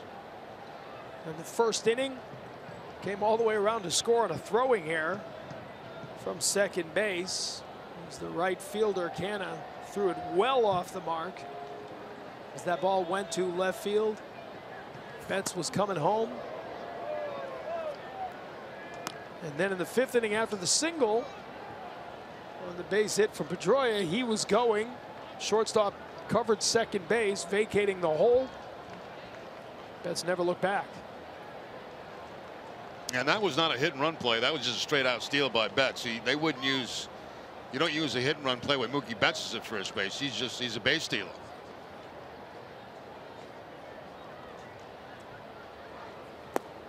Betts holds up there. They have been aggressive on the base paths today. As you said, the home run power has not been there for this team. Fewest home runs in the American League. So if the opportunity presents itself like it did today, you've got to be more aggressive on the base paths. You really do. Get runners moving. Well, first of all, you got to get guys on. And then once you get them on, if you get the right combinations on, you can start doing some things and put some pressure on a bad defensive ball club.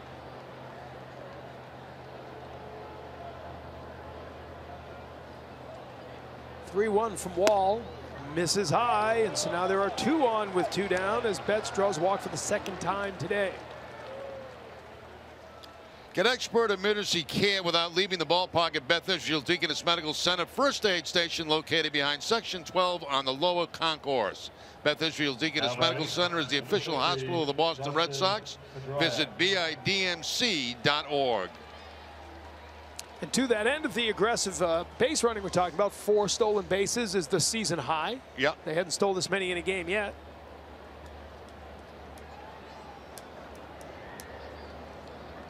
Dustin Pedroia was caught stealing, but more of a hit and run as he was thrown out after a single in the 5th inning.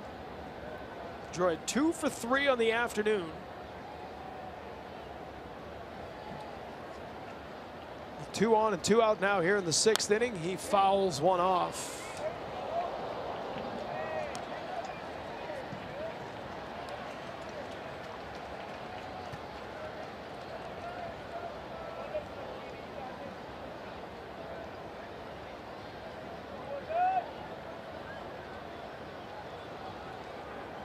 Going back to last August 9th of last year, Pedroia is hitting .442 with runners in scoring position. That is the best in the American League over that stretch. A chance here with Vasquez on second base, but Wall step off and looking back. Wall's paying an awful lot of attention to a guy that's not going to run. Well, he stole a base earlier today, Jerry. Well, but I wouldn't expect it in this situation with 2 outs.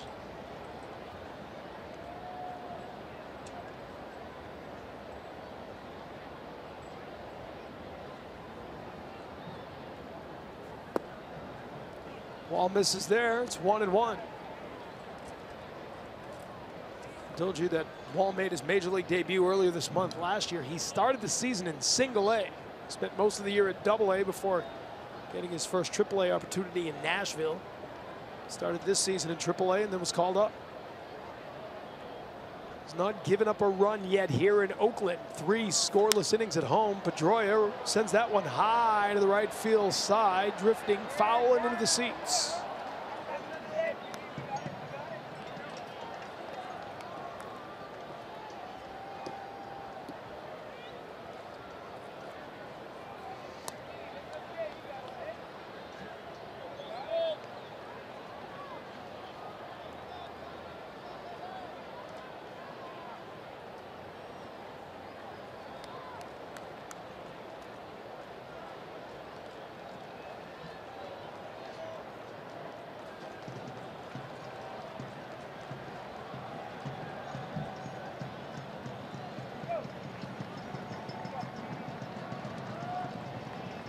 The 1-2 from Wall, and again Pedroia fouls it off.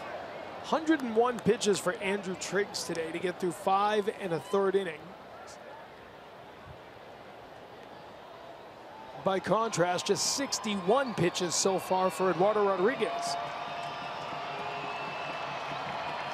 Rodriguez well positioned to go deep into this game, and as we've said, Jerry, with all the use of the bullpen, they need that today.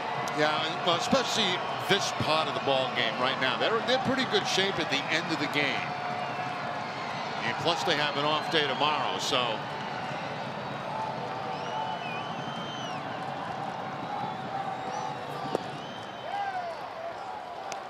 All misses, and it's 2-2. But this part of the game, you know, the middle part of the game is where they've had to really use a lot of guys. And think about it, all starts with that 13-inning win, which is a terrific win, but you had all 8 relief pitchers come into that game. 7 innings of scoreless relief. 4 more innings yesterday, as Pomeranz only went 4. Pedroia again fouls him off, making Wall work here with 2 outs. On top of the 6th.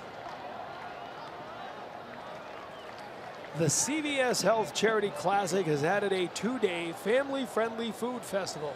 Introducing Crave Rhode Island. It's on June 15th and 16th at the Dunkin' Donuts Center in Providence. For tickets and information, visit cvshealthcharityclassic.com. Karen, Jerry, Remy, Karen Austin with you here in Oakland once again as the Red Sox wrap up the road trip. To avoid being swept in a 4-game series.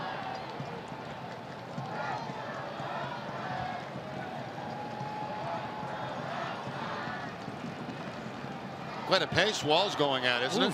My goodness.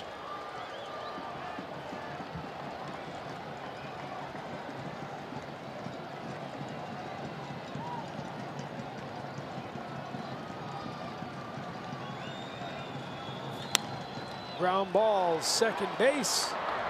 Pinder up with it in time for the out. For the Red Sox, add on to a 2-run home run from Mitch Moreland, his 5th of the year.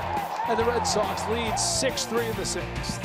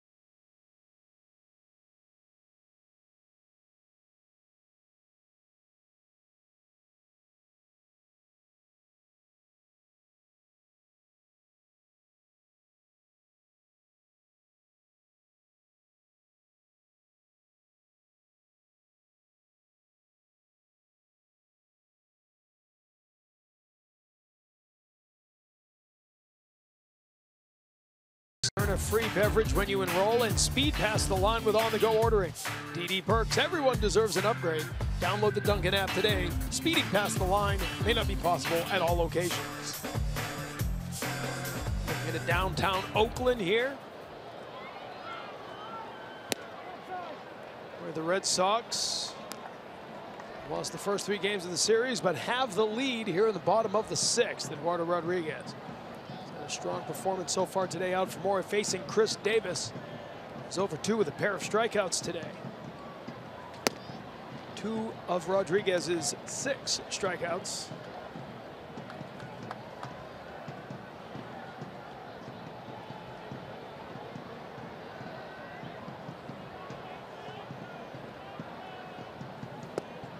Gets the called strike. 2-1 the count to Chris Davis.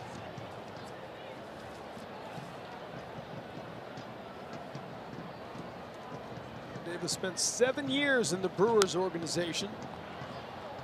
He was acquired from Milwaukee back in January. His 3 major league years with the Brewers, playing in 321 games, hitting 250 as a batting average. But the 60 homers were an indication that that power could come. Last year, 42 homers. He was just the 7th player in Oakland history to have a 40-homer season.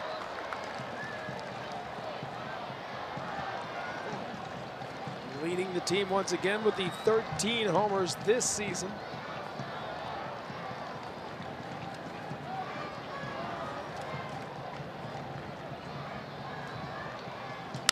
Here he drives one to right field. Back is Betts towards the warning track, shields his eyes from the sun and makes the catch. 1 down here in the 6th. Let's check in with Garen Austin once again. Hey, Garen. Hi, TC. Well, Robbie Scott made his major league debut here last September, and he said it's fun to look back, and this will always be a special place to him. He told me you're always hopeful you'll get that opportunity, and when you do, you need to put yourself in the best position to succeed, stay humble, and continue to do what you can to help the team win. But it's fun to be back where it all started. And guys, John Farrell said Scott is more than they could have ever anticipated, and what a great story, and he's really become a huge asset for this bullpen. Well, there's no question about that. And Jerry, you know, he's one of these non-drafted guys who had to go play independent league ball.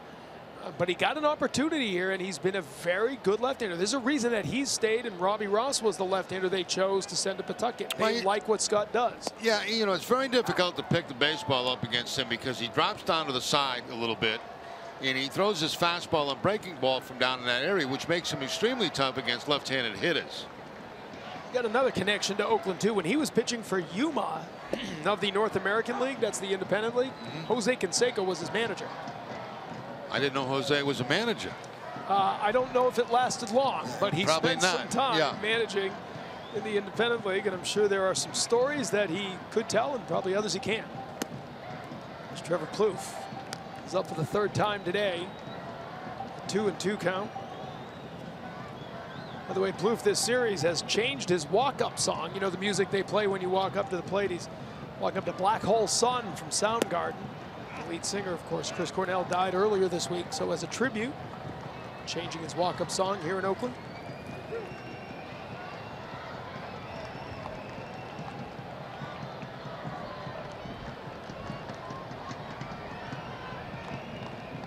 The 3-2 from Rodriguez. He got him, swings and misses. 2 down here in the 6th. Change up that time by Rodriguez as he's able to pull a string on Plouffe. 2nd time he's got him. 1st time was on a fastball. This time the off-speed pitch. Hey, you see the changeup dipping down and away.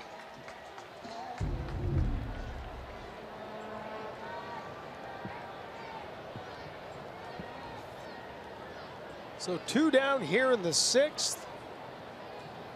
Rodriguez going to go 6 or more innings for his 6th straight start.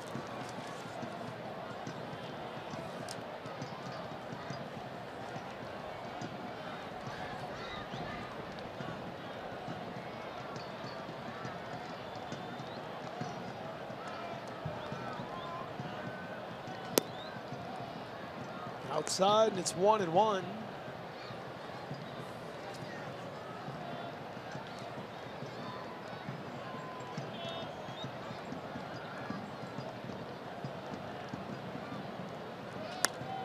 It's a fly ball.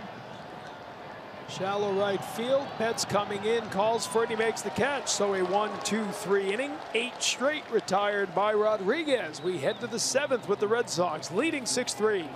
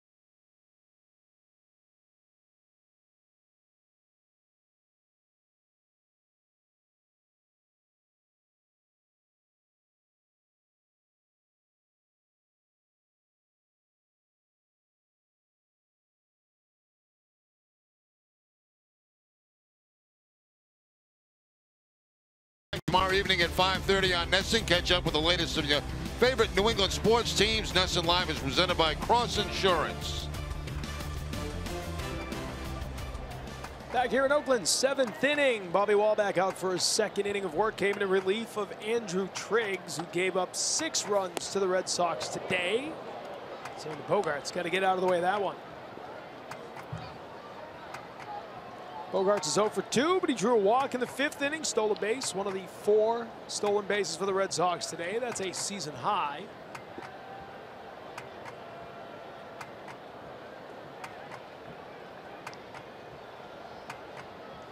Sox have out-hit the A's 8-6. Called strike on the outside. Bogarts didn't like it.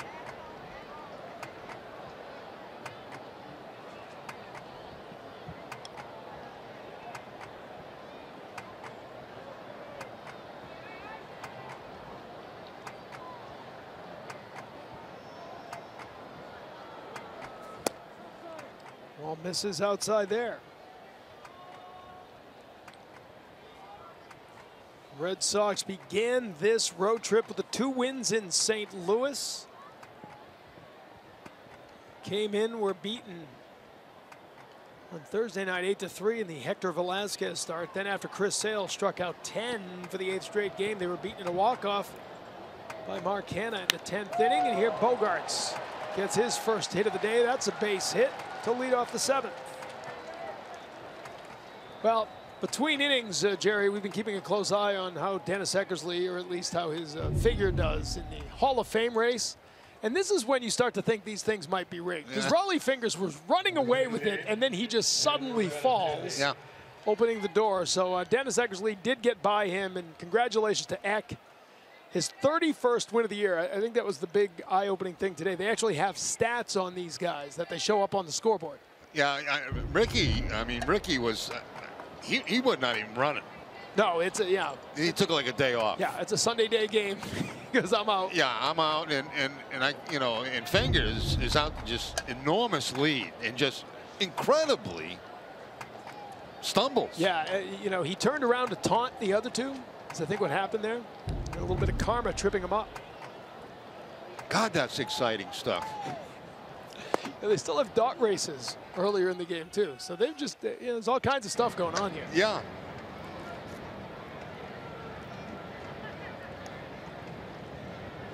But I will say, I haven't been to the stadium in a while. They've done some things to fix it up a little bit. It's a better looking stadium than it was. And again, everyone knows that the ultimate goal here is to get a new stadium built somewhere. And this ownership group has made it clear they want to stay in Oakland. As Benintendi pops one high on the third base side. Plouffe, the grass will make the catch. First out of the inning.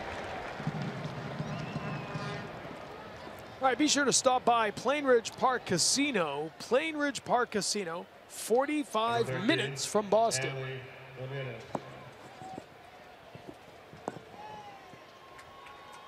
And there's the structure they know, they call Mount Davis, after Al Davis. The Raiders, but now the Raiders moving to Las Vegas.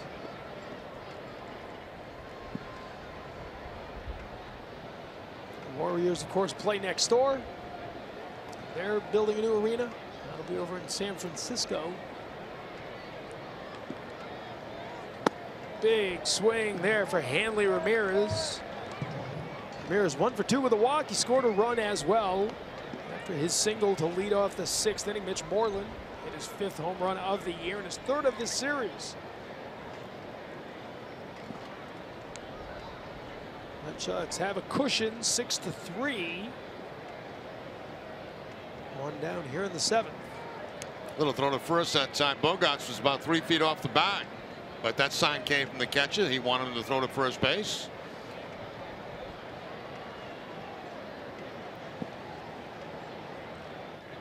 Daniel Coulombe up in the pen.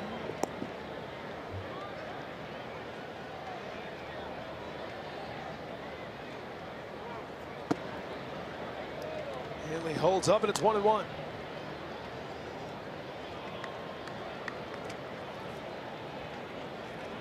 MLB.TV Premium is back and better than ever. Watch every out-of-market regular season game live on over 400 supported devices. Plus, get a free subscription to AppBat Premium, the #1 app for live baseball. Blackout and other restrictions apply. Visit MLB.TV for details. Base hit right at the pitcher. And Hanley will beat it out. So a hot shot up the middle. Pitcher actually stopped it. That's a base hit for Hanley Ramirez, his 2nd of the day. And again, Hanley going back up the middle with this and hard. Ground ball that deflects off the arm or the glove. You can see Pinder come in, make a throw, but that's not going to be close, or it's going to be a little bit high at first base. And it looks like that's going to be it for Wall in this game. So Wall will face 6 batters when it's all said and done, giving up 2 hits, walking 1, and retiring 3. So that's 1 inning of work for the reliever. We've got a pitching change in Oakland with the Red Sox leading 6-3.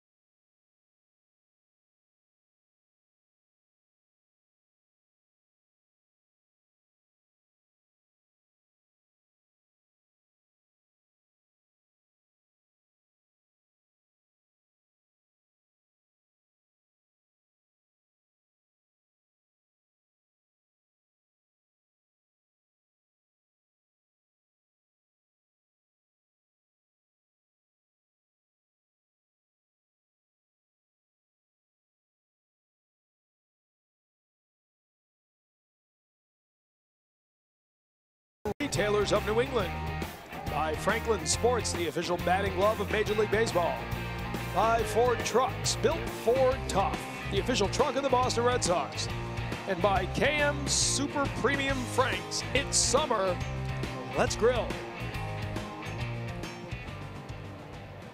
All right, Hanley Ramirez at first base after the infield single that came right back to the pitcher and ended his day. And Hanley was kind of limping a little bit as he reached for first base, and then once he got by the bag, looks like he was stretching out a little bit. We'll keep an eye on that. The new pitcher, Daniel Coulombe. As we take a look at Hanley running up the line. Kind of reached and jumped for the bag, and you wonder if maybe, jammed an ankle or the foot on that, but seems to be okay as he limps back to first base, but he's still back out there now. So good news there as Mitch Moreland facing Coulombe. Moreland with the 2-run homer in the 6th inning. Here, grounds to second base. Pinder up with it to short, across in time for the double play. 4-6-3 double play. Coulombe gets out of the inning. We head to the bottom of the 7th. Sox up by 3.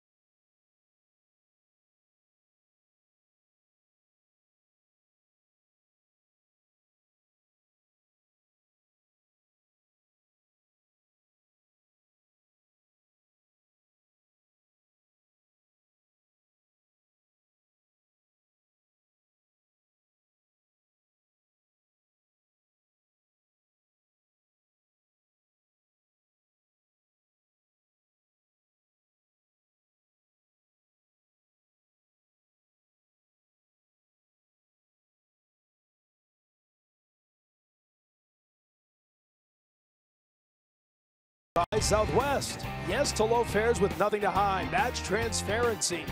Toyota's website for deals, buyatoyota.com. Digital Federal Credit Union, what can DCU save you? And by Sullivan Tire and Complete Auto Service. Second baseman, Take a look at the Bay Bridge, and you look at Eduardo Rodriguez back out here for the 7th inning. His pitching line brought to you by Ace Ticket. 6 hits, it's 6 innings of work. He has struck out 7. 55 of his 76 pitches for strikes, Jerry. Yeah, no walks on the afternoon at all for Rodriguez.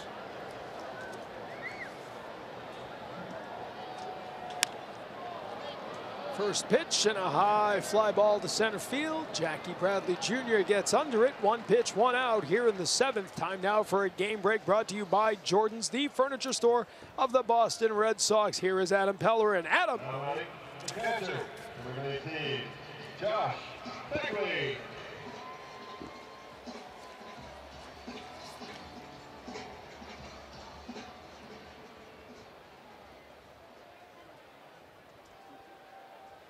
Thank you, Adam. Boy, Aaron Judge is having himself a season, isn't he?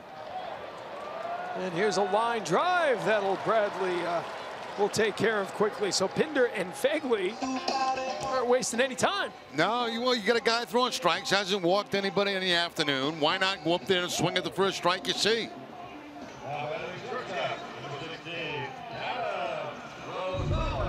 Two pitches, 2 outs for Eduardo Rodriguez. Fastball right down the middle. Well, good contact, as you can see right there by Fegley, but right at Jackie Bradley Jr. Chance to tie a major league record here, Jerry. No, but it won't happen. No, he's going to tie the other one, that 4 pitches. You know, he's going to held by many. But probably held by many.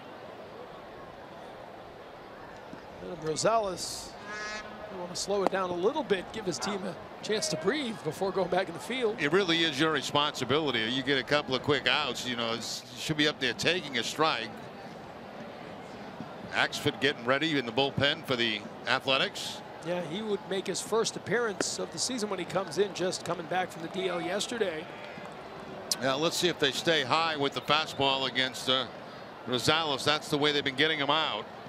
High fastballs.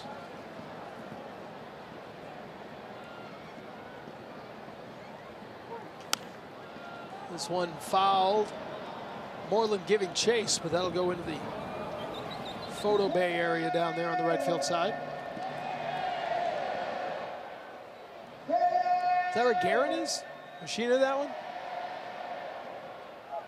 No, she's closer to the dugout. Closer, right? Oh yeah, no, there she is. Yeah, that was way past that. She's got the good seats. She knows people, not the cheap seats. High and outside there. And so after Rodriguez got 2 outs on 2 pitches, he's got a 2-2 count here to Rosales. And now it'll go full.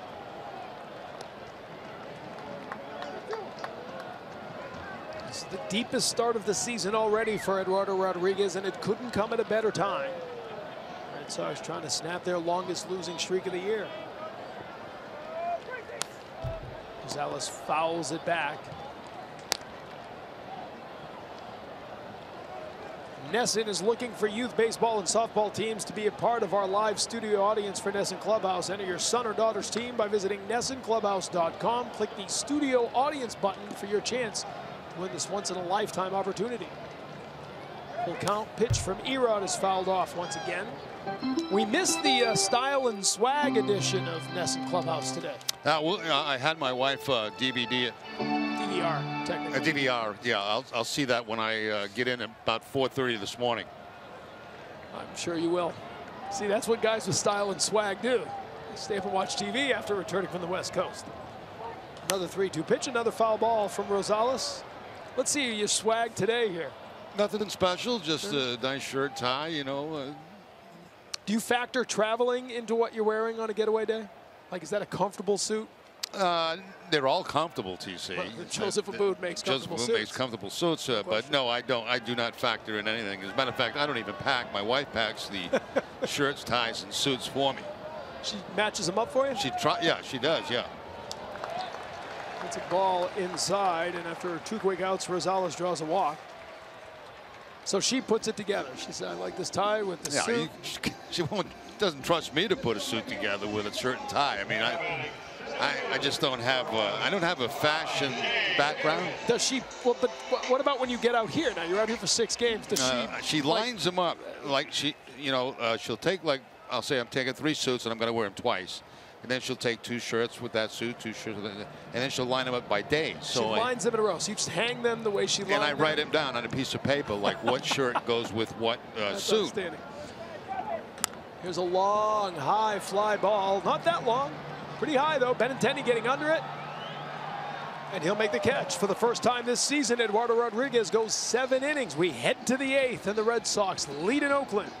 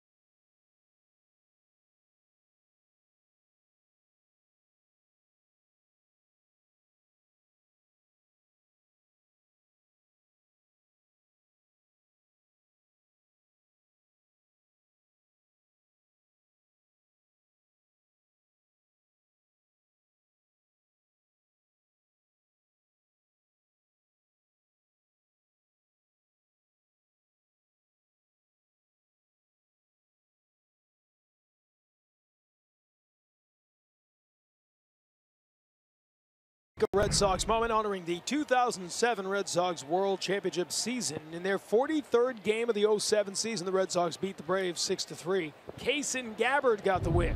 Jason Varitek knocked in 3 runs for the Red Sox. If I recall, that was bouncing back from a 14-0 loss in the second game of a doubleheader.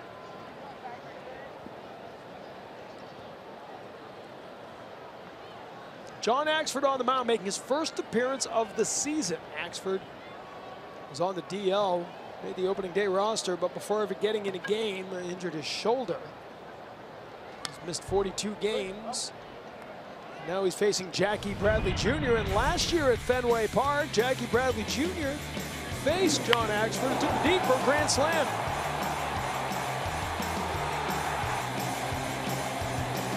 No one on base for Bradley here as he faces Axford. Axford last year made 68 relief appearances with the A's. A 2.19 ERA over his final 24 appearances. Picked up 3 saves on the season last year for Oakland. Ryan Dull, who got the win by pitching the 10th on Friday night, was placed on the DL. Apparently injured his knee while getting through that inning.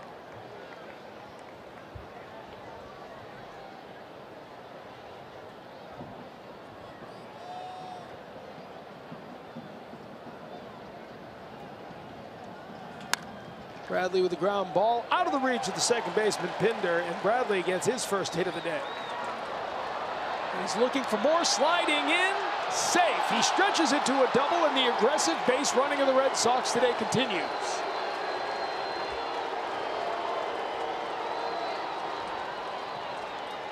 Now it looked like Bradley had stopped going around first base. Let's take another look at this and see exactly what happened out there. There's the base hit that goes by the second baseman. Now it is in the gap, but right here you can see Rajay Davis pick up, spin, and surprisingly throwing in, and Bradley with the hustle all the way, getting to second base with the double. And again, that's a big wide turn around first base. You see him stop, and then he decides to go.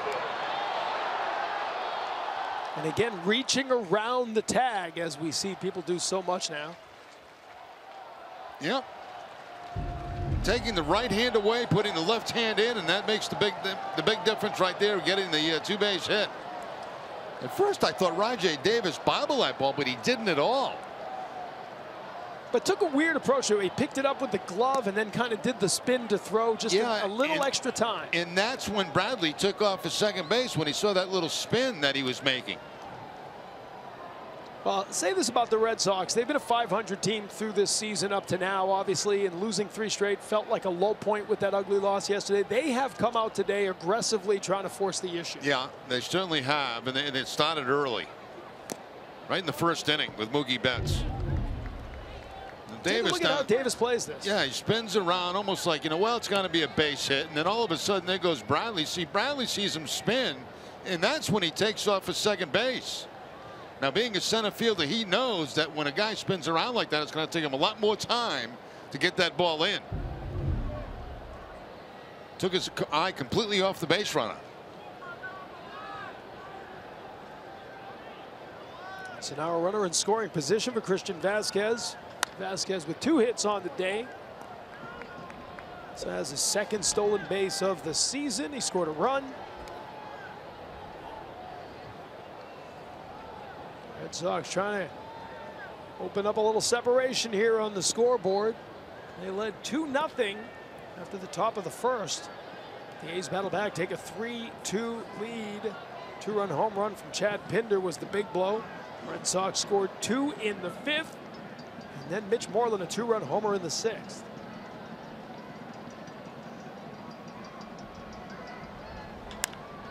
It's a fly ball from Vasquez. Rajay Davis back under it and make the catch. Bradley tags, heads to third. He's 90 feet away here with 1 out in the 8th. Stay tuned for Red Sox Final, presented by Plain Ridge Park Casino. Adam, Jim, and Steve will break down the key moments in today's game and preview the Sox' next series against the Rangers. By the way, speaking of Red Sox final, our crew back there just got another note from Jim Rice. He told me to tell you, you're a grown man. You should pack your own suits. Wear blue, white, or black, and it goes with anything. Well, All right? whatever Jim says, I believe. Jim hasn't worn a plain blue or white anything in 30 years. Yeah, but Jim knows how to dress himself. I mean, he does. It's his style. It's his. You know, it's what he likes. I mean, he got certain things in mind. He told me last year one time, he says, you know, the checks are going to be big this year. And I noticed watching a lot of TV that there were a lot of checks in. So he, you know, he's above the fashion. I'm not. I mean, I could easily go on a 12-day, 10-day road trip and wear a blue blazer every day without a problem. And you know what? Khakis, you can do that. I've done that. Sure. I've done that. Yeah. Well, now with Joseph Boot on board, you know, we had to step it up a little bit. Well, yeah, but because he does it for us. The thing about a blue blazer is you can wear a blue blazer every day with a different shirt and tie and nobody notices. Right. But you can't wear a yellow jacket every day with a different shirt and tie because somebody would notice that. I can't right? wear a yellow jacket any day. Exactly. But so, Jim I mean, can. Jim Rice can wear a yellow jacket. Yeah. And an orange shirt. And pull it and off. a purple tie. And it'll pull it look off. fabulous. 1-1 the count here. And you know, Jim knows I have no style because I played with Jim Rice, and he knows exactly that I have no style. I had no style back then. I have no style now, and I don't even look right in the suit. And I'm going to tell you, that studio today, because Steve Lyons, you know, he's the master of the pocket square and the socks. He's got the bright socks going. He's got big footwear game going, you know, and Adam Pellerin has so much style. You know, they've got it going in the studio today. I guarantee you that. Garen, you said that Jerry has style and swag the other day, but you just heard him say he'd wear a blue blazer every day for 2 weeks. I think Jerry has a ton of style. I like casual Jerry. I like spring training casual Jerry. You can tell this when he's really comfortable. Jerry's got great style. I don't know what he's always talking about. That spring training is my favorite time of year because it's a pair of shorts and it's a T-shirt, and that's basically it. And if we do a game, you put on a Nesson shirt, and that's basically my wardrobe all spring. Herrera fouls one off here as he continues to battle a 2-2 count. Which aggravates. Yeah, you do look more comfortable at spring training than you ever do during the season. I do. I'm more comfortable in casual clothing, and I mean very casual clothing, than I am in. Oh, I've seen it. Nice, expensive stuff. Because even the Nesson shirt they see you, that's what you're wearing to the park that day is maybe not quite at that level either. Right. I've seen casual Jerry. Yeah. Very comfortable is the key word, I think, there. Mario fouls it off, putting up a good battle. I think that's a big takeaway today here, that Phoebe packs your clothes. Well, I mean, not all of them. She picks out the suits, picks out the shirt and ties. She matches them up. Lays them on the bed, and then I sit there and I write down the combinations for the road trip. I mean, I didn't pick out this. Do you remember Garanimals when we were kids? Yeah. You matched up lions with lions and tigers with tigers? Guys, the biggest problem. Sounds like that. TC, the biggest problem in packing for a road trip is the weather. It's so much warmer than I anticipated. I actually had to go out and buy more clothes last night. Garen, you're always buying clothes. Yeah. You buy clothes like every day for like whatever the forecast is for today. You go out and buy clothes for today. Okay, I can't argue with that. I can't argue with that. Garen, your collection of winter parkas is worth more than my house. I get cold a lot, TC. I do. But here it's really hot during the day and then it drops off at night. So you need to wear a t-shirt during the day and then have a winter coat at night. Northern California is a little tough to pack for. Prepare for everything, you young broadcasters. There's a high chopper. It'll be played there and thrown across the top. Nicely played. Marrero gets the run home as Bradley comes in with the 7th run of the day for the Red Sox here in the 8th inning. Yeah, that's all it takes right there. Man at third base, infield in, doesn't matter. You get a big bounce like that, you're easily going to score the run. So the Red Sox turning this one into a fairly easy one for them this afternoon. There's the big high bounce, and there's no other play but to go to first base and hope that you can get on and out there. Garen, if I may I ask you on a like let's say a 10-day trip, how many suitcases do you pack? I only bring one. I've never brought more than one suitcase, but I maybe have to sit on it for about half an hour to get it to close. Wow, that's I'm shocked at that. I really am. I've been doing this I've been traveling with teams for a long time, so I know what to bring, and You get better at it as the years go, but it's tough when you don't expect it to be this warm. Or we've gone to Baltimore and I've had to go out and buy jackets or something. So never go anywhere without an umbrella. Do you travel a steamer? Absolutely, Yeah, absolutely. so that's what I got to do. What? No, so because the wrinkled shirts, instead of having They got an iron. No, you buy an iron in the hotel room. TC, now I know what to get you for the holidays. Don't give me a mini steamer. Make sure it's got a receipt. I'm not going to pack a steamer. Yeah, on the no, road. I hear that's the best thing. Oh, absolutely. It's smaller than a hairdryer. I'll buy both. I'll buy you guys each one. Right, a steamer. No, I hear that's the best thing to do. You know how aggravating it is ironing. Yeah. I mean, it's like my shirts come out worse after I iron them than when they're wrinkled. But they say a steamer, you just stand there and you spray the stuff and you spray the water on it, and all the wrinkles come just right out. You just hang the shirt up and the wrinkles come out. Oh, I'm told now by Rose in the truck it has to be distilled water. So now you got to go down the store and find distilled water. Forget that. I'm using an iron. That means I got to leave the hotel. I got to leave the hotel. That's not happening. That is not happening. We have a steamer in the green room. It's a big sort of stand-up thing. You hang it on a thing and you can move the thing around it. And you never tried it? No. I'll go wrinkled. I got a desk in front of me most of the time. I'm okay. Put your laptop so it hides the wrinkle in your shirt. Good to go. Meantime, the Red Sox, good outing today offensively here, Jerry. They it didn't feel good when they gave up that 2-run home run here. Pinder got the home run, and it was 3-2 at that point. It started to feel like it was going to be another day where the A's pull away. But the Red Sox have battled back, and the aggressive base running, the aggressive approach has been a big part of it. Well, that's what I'll take away from today. They took advantage of a bad defensive ball club, and they took advantage of a pitcher that was going to allow them to run. There's Betts. Plouffe up with it, throws across in time to get it, but the Red Sox add another run. The leadoff double for Bradley leads to a run and a 7-3 margin going into the bottom of the 8th.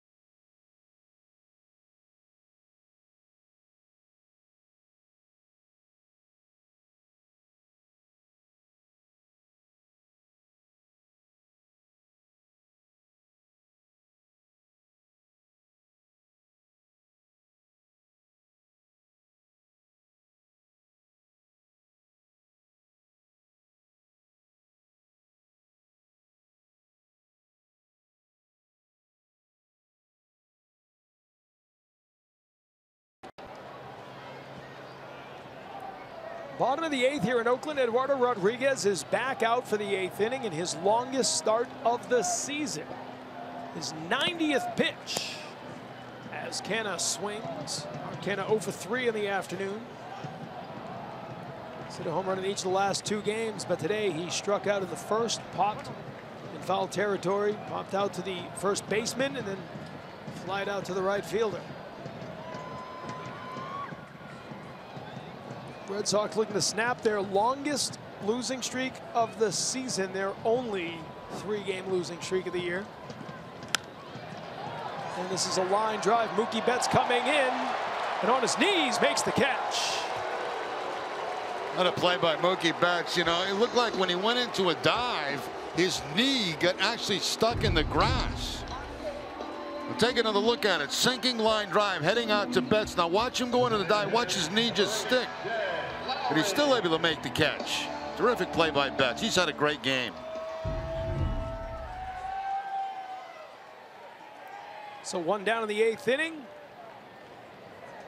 Jed Lowry will come up to the plate. The designated hitter today is 1 for 3. Had a single in the 3rd inning.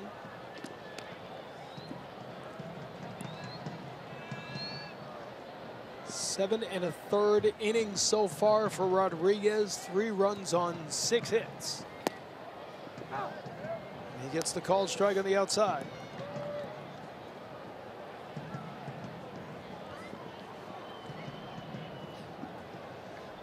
Joe Kelly up in the pen. Missing inside. Red Sox baseball on NESN is brought to you by McDonald's. Pair any freshly baked McCafe bakery muffin with any size hot coffee or medium iced coffee for just $1.99 at McDonald's.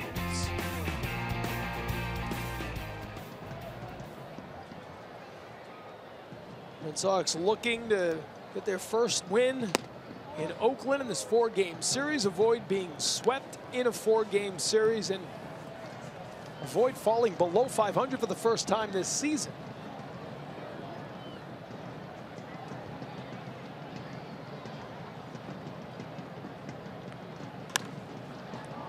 Slicing foul off the bat of Lowry.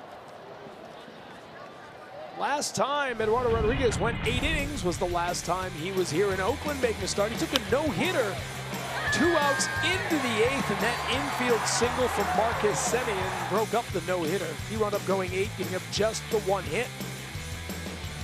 Picking up the win, that is the longest start of his career. One of 2 8-inning starts, and the called strike here as Lowry had dropped the bat and was halfway up the line to first base. And he walks away after striking out for the 2nd out of the 8th.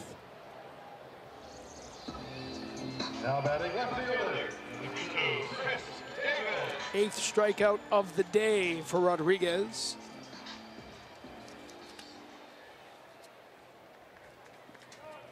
One shy of his season high, had the 9 against the Cubs. And this is a fly ball to the right center field gap. Jumping up to make the catch is Mookie Betts.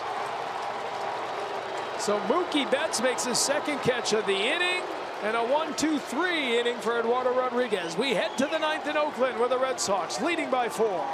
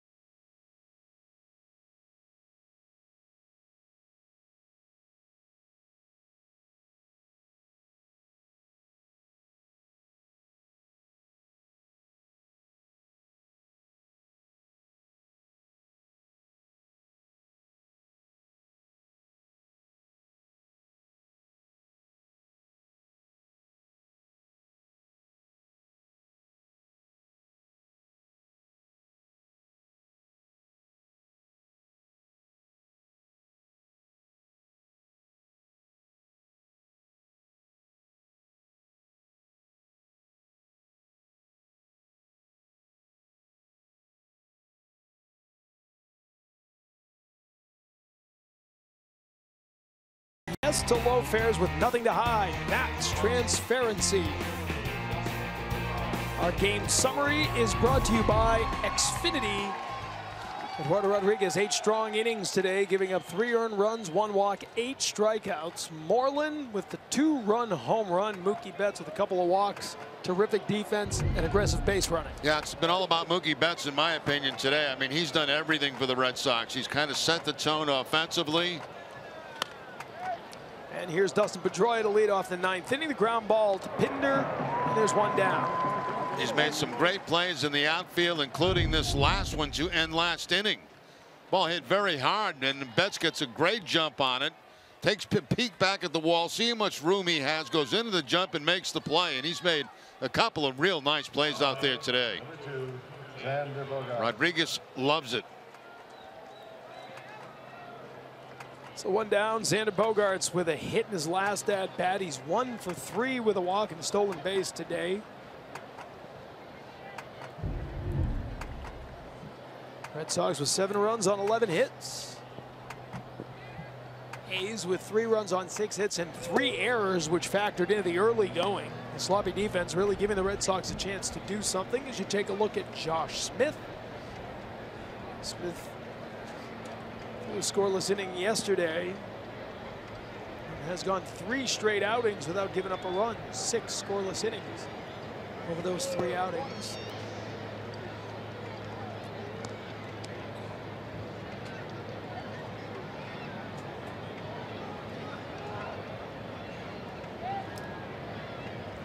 And Red Sox fans wanted to see this team show a little life. They wanted to see Eduardo Rodriguez go deep through 8 innings. They've gotten both of those, Jared.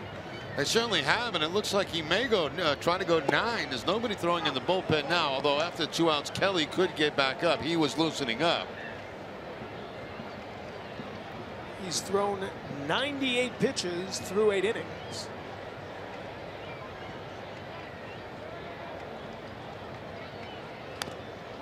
You know, you look at the Oakland offense, too. They've helped him out pitch-wise over the last 3 or 4 innings. A lot of guys have been swinging at that first pitch.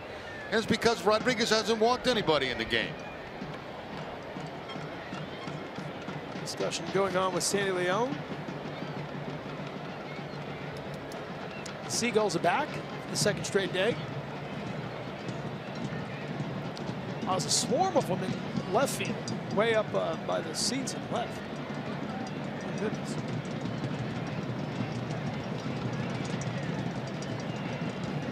Two pitch inside.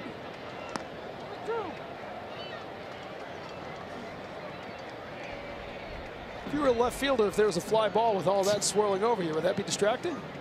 It can't be a comforting feeling. I don't know. It's kind of weird. Yes, it is, Jerry. Bogaerts gets out of the way of that one. He draws a walk. 2nd time today he has drawn a walk. 3rd time he's reached base. Tuesday at 6 after the off day. Don't miss Red Sox first pitch, presented by Joseph Abboud, available at Men's Warehouse. We'll be live on Yankee Way to preview the Red Sox series with the Rangers. Heading towards Memorial Day weekend next weekend. Vacation early for these Seagulls. Andrew Benintendi, 1 for 3. Drove in a run in the 1st inning with a sacrifice fly. He's stolen a couple of bases. John Farrell was asked the question before the game, Jerry, you're not hitting home runs, you're not showing power as a team. Do you have to do more to try to manufacture runs? And he said we have to do anything we can do. And clearly that's been the message today. Yeah, you know, as I said before, they had the perfect matchup for that today. Sometimes you don't. You know, you got a guy that strikes out a lot of people. You really can't stop runners. You can't play a lot of hit and run in those situations. When you have contact guys out there, though, that, you know, throw a lot of ground ball outs, those are the kind of guys you can take advantage of with some action on the base pass. And the Red Sox were able to do that in this ball game today, which they needed. It's kind of fun as a team when you get able to get that going a little bit. And especially the way, you know, after the way they played the first 3 games of this series. Yeah, it felt like the doldrums were setting in over these last couple of games, especially yesterday. You had the 5-run 5th inning. It was bad yesterday, yeah. Might have been the low point of the season. If it is, you've got nowhere to go but up. The Red Sox moving in that direction today. 8 hits, 6 runs, 5 of them earned against Andrew Triggs today. Triggs came in with the 4th lowest ERA in the American League, the 3rd lowest batting average against in the American League. Come into the game not allowing a hit from a left-handed batter. 21 at-bats it got to before Benintendi had an infield single. And Moreland had the big 2-run home run. So lefty's doing some damage, and Benintendi draws a walk here from Smith. Back-to-back walks in the ninth. Wednesday is Craig Kimbrell bobblehead night at Fenway Park. The first 12,000 fans in attendance receive a Kimbrell bobblehead presented by Enios. For tickets and more information, visit redsox.com/promos. Look at Craig Kimbrell, but not a save situation here. 7-3. And the top of the 9th in Oakland. The win today would obviously not only avoid the sweep, it would give them a 500 record for the trip. The 2 wins in St. Louis, and 1 win here today. It would be the 2nd straight 500 road trip.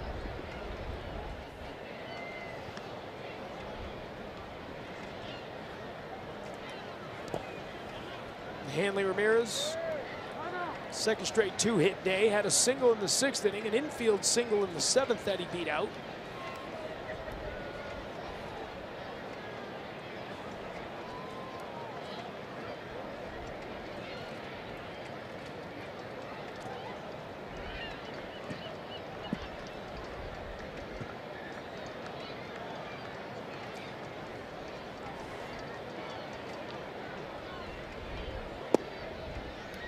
Takes a ball there, and Smith has come in and had all kinds of trouble finding the strike zone.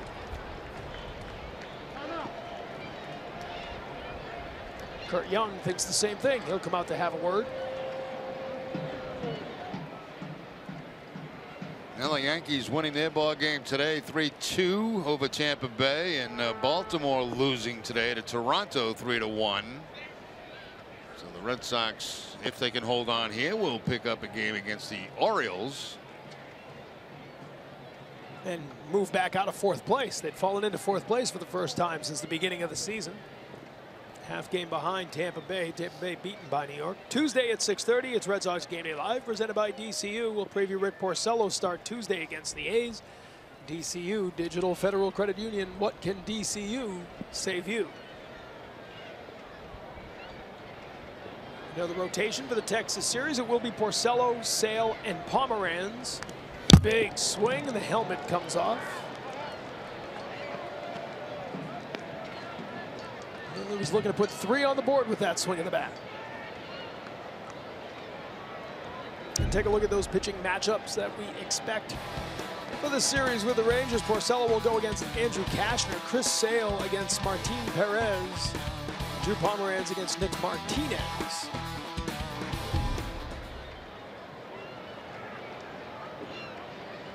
David Price on Wednesday will be making his 2nd rehab start for the Pawtucket Red Sox as Hanley rips one down the left field line. It'll hit the wall.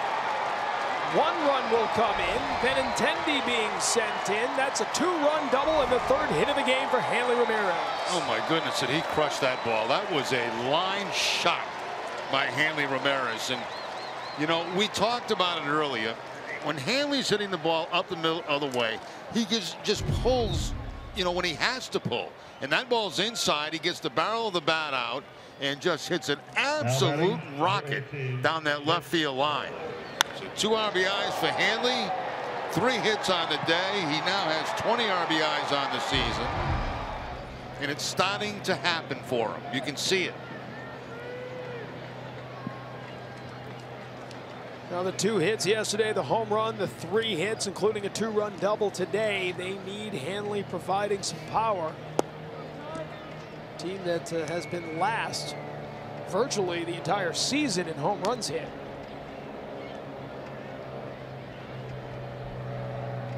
Hanley now the 3 for 4 afternoon. That makes it 7 for 19 on the road trip with 4 runs driven in.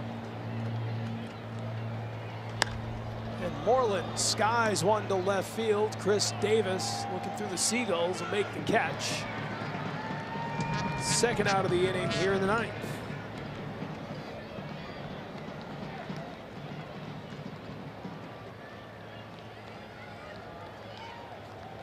Hanley's batting average up to 273 now after the 3 for 4 afternoon. Number 19, Jackie Bradley Jr. He's still at second base with Jackie Bradley Jr. coming up. Bradley doubled in his last at-bat, leading off the 8th. With later score. Now Matt Barnes is throwing in the Red Sox bullpen, and the score is going 9-3. There was nobody throwing until the Red Sox put a couple more runs on the board.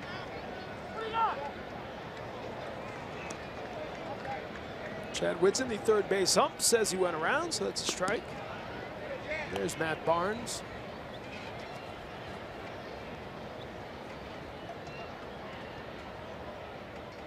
Barnes went 2 scoreless Thursday night in Oakland. The first game of the series here. And there's a line drive base hit for Bradley. Hanley being sent around. The throw coming in from right field will be cut off by the pitcher. Another run for the Red Sox, as they score 3 now here in the 9th. The RBI single for Jackie Bradley. Been a strange day. 10-3, beg your pardon. Yeah, strange day for Jackie, you know, 0 for 3 and then 2 hits. Hitting the 8th inning and another hard hit ball here. We talked about Hanley's. This ball hit almost just as hard by the second baseman Pinder. Another run comes in for the Red Sox, and they've opened this baby up.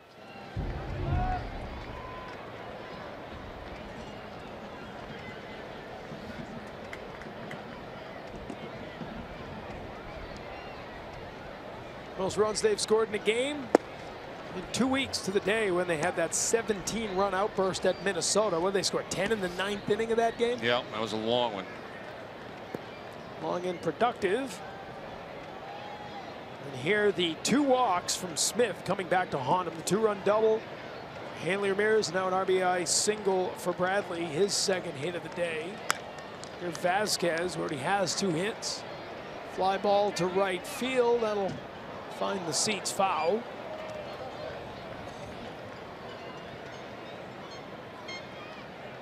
So a lot of good things offensively for the Red Sox today.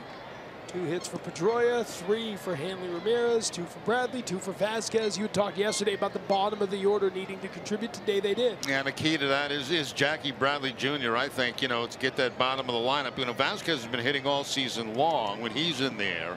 He's got a couple of hits, as you mentioned. Bradley's the guy. You know, he's the guy that if he can get hot at the bottom of the lineup, it makes it a much more complete lineup, 1 through 9. Vasquez fouls that back. After this one, they'll pack up, fly home, and enjoy the day off. 3rd consecutive Monday off on the schedule. And that homestand beginning first of 3 against the Texas Rangers on Tuesday at Fenway.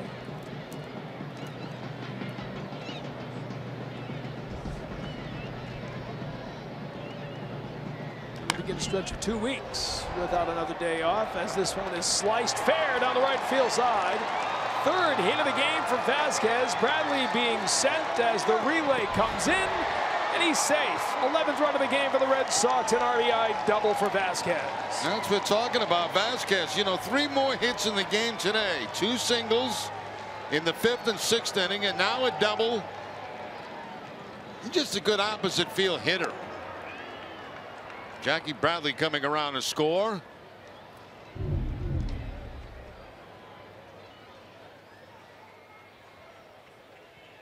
Vasquez again getting a pitch that's pretty much middle of the plate, but again, that inside out swing and just barely keeps it in the fair territory. Yeah, it's been a rough outing for Josh Smith. 2 walks, 3 hits, now 4 runs. The Red Sox with an 11-3 lead. And this is kind of the blueprint of what this offense needs to be. If it's not going to hit home runs, we talked about manufacturing runs, but you've also got to string together hits. Yeah, you got to keep moving that line. Whether they're base hits, doubles, stack some big innings together. The Red Sox have not been able to do that. They're certainly doing it here, but for the most part, if you get 2 in an inning, that's a big inning for them.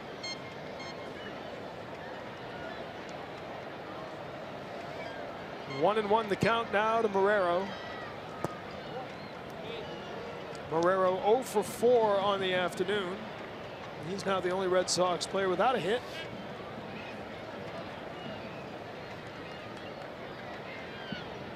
It'll be a happier day off for a team that had been struggling here over a few days. Get ready for that homestand at Fenway. Timeout called here.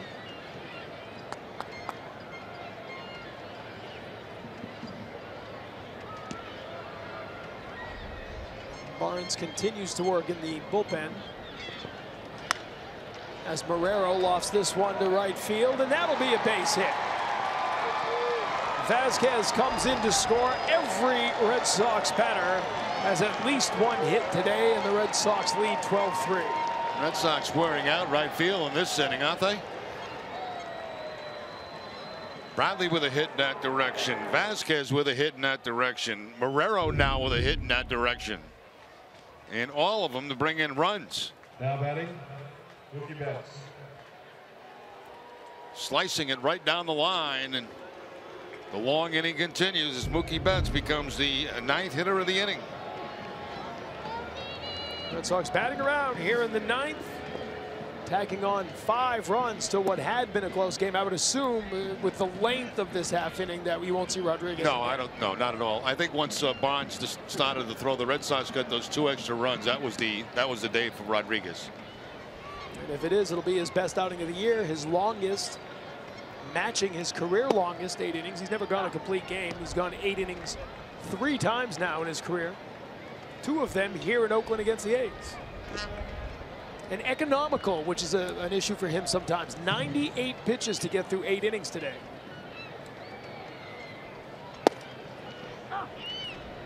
If he is done for the day, that will be his 6th consecutive quality start. 6 or more innings and 3 or fewer earned runs. That's extending the longest streak of his career. And 4 of the 5 starts prior to this, it took him over 100 pitches to get through 6 innings. Nice to see him to be able to go deep into the game today. Yeah, and he got some help from the Athletics too, because they got from about the 4th inning on, and they started swinging at almost all first pitches. Anything that was a first pitch strike seemed like they were swinging at, which certainly helped him out. Betts with a pop-up. Second baseman Pittner is there and will make the catch. But the Red Sox bat around and they add 5 runs, leading 12-3 as we head to the bottom of the 9th.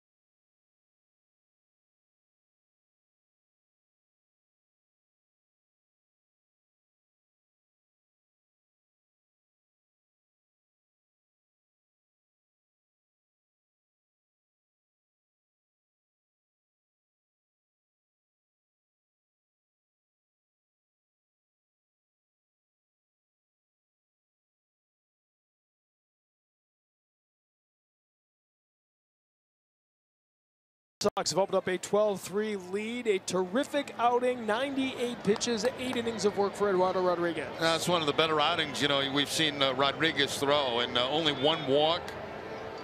Economical with his pitches. Very good job today, and that's going to be, well, he's had confidence builders. I mean, he's been pitching very well, but the ability to go very deep into this game today, you know, makes you believe that, yes, that's something I can do just about every time out. Matt Barnes out for the 9th inning, facing the pinch hitter Matt Joyce. Barnes, 2 scoreless innings of relief for the game on Thursday night, struck out 5, which matched a career high for him in a relief appearance. That's back-to-back scoreless appearances now for Barnes. It's a swing and the miss there. Who said after the start he's kind of changing his approach. Said he used to overthink things, start thinking too much about setting up the hitter. Now he says, I'm just going to look at what the catcher puts down for a sign and throw it to the best of my ability. Not a bad approach, right? When you start thinking in the game of baseball, that's when you get in trouble.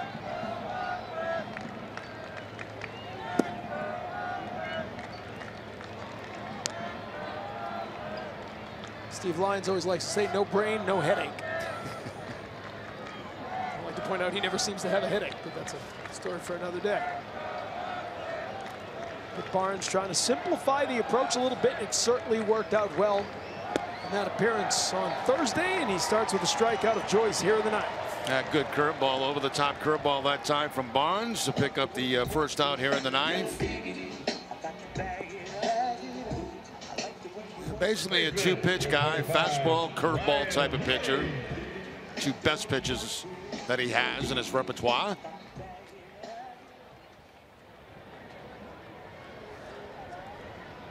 So it is indeed 6 consecutive quality starts for Eduardo Rodriguez. He goes 8 innings, gives up 6 hits and 3 runs.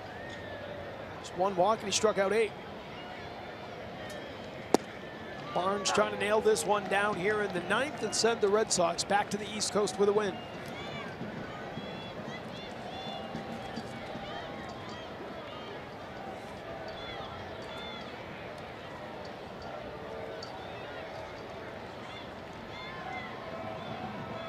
Won the count to Healy. And this outside there. Crowd of 20,691 for the final game of this series. Quite as big as we've seen the last couple of days. Certainly better than that first night, the Thursday night crowd of 12,000. Barnes gets the called strike. He's got that curveball dialed in here in the 9th inning.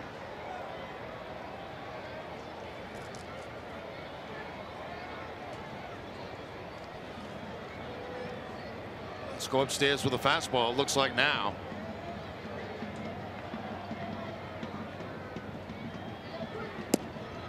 Misses outside. 2-2 the count to Healy. 96-mile-an-hour fastball there from Barnes. And again, if you missed it earlier, Brandon Workman recalled from Pawtucket, another power arm. You think of how good he was on that 2013 World Series championship team. A year later had Tommy John surgery, now just finally getting back. Ground ball to first. Moreland flips it to Barnes, and there are 2 down. Marlins had a nice day too defensively, and also the home run back in the 6th inning, the 2-run home run. Yeah, nice series for Moreland, who came out here 3 home runs in 3 games played. He got yesterday off, just the 2nd game. He didn't start at first base this season. And adding on to it with that day that you just pointed out, the home run, reached on an error. Some nice defense at first base.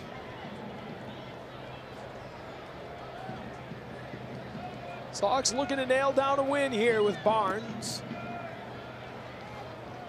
facing Pinder. Pinder gave the A's their only lead of the game in the 4th inning. A 2-run home run, his 5th of the year, 2nd in as many games. Has a double and a homer.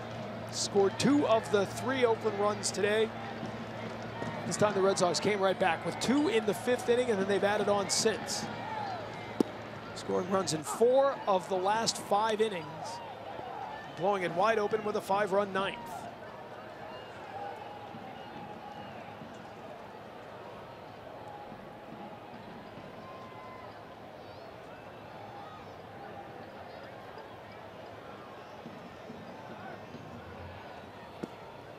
Missing there is the Red Sox will continue this run against the American League West. This was their first series against an AL West team.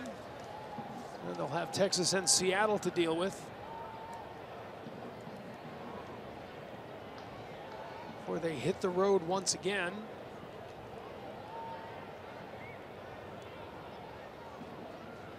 The 2-1 pitch from Barnes, misses high upstairs.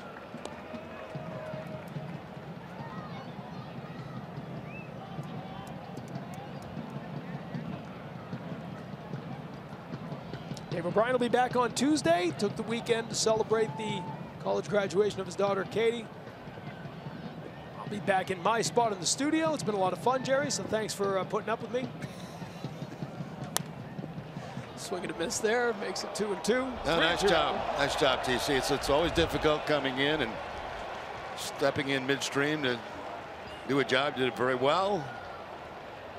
Dave will be back on Tuesday with Eck. I'll be off for about, I don't know, 5 days, I think. Yeah, 5 days? I think back so. on the weekend, right? At the end of the weekend? I think on Sunday, yeah. I got to check my schedule.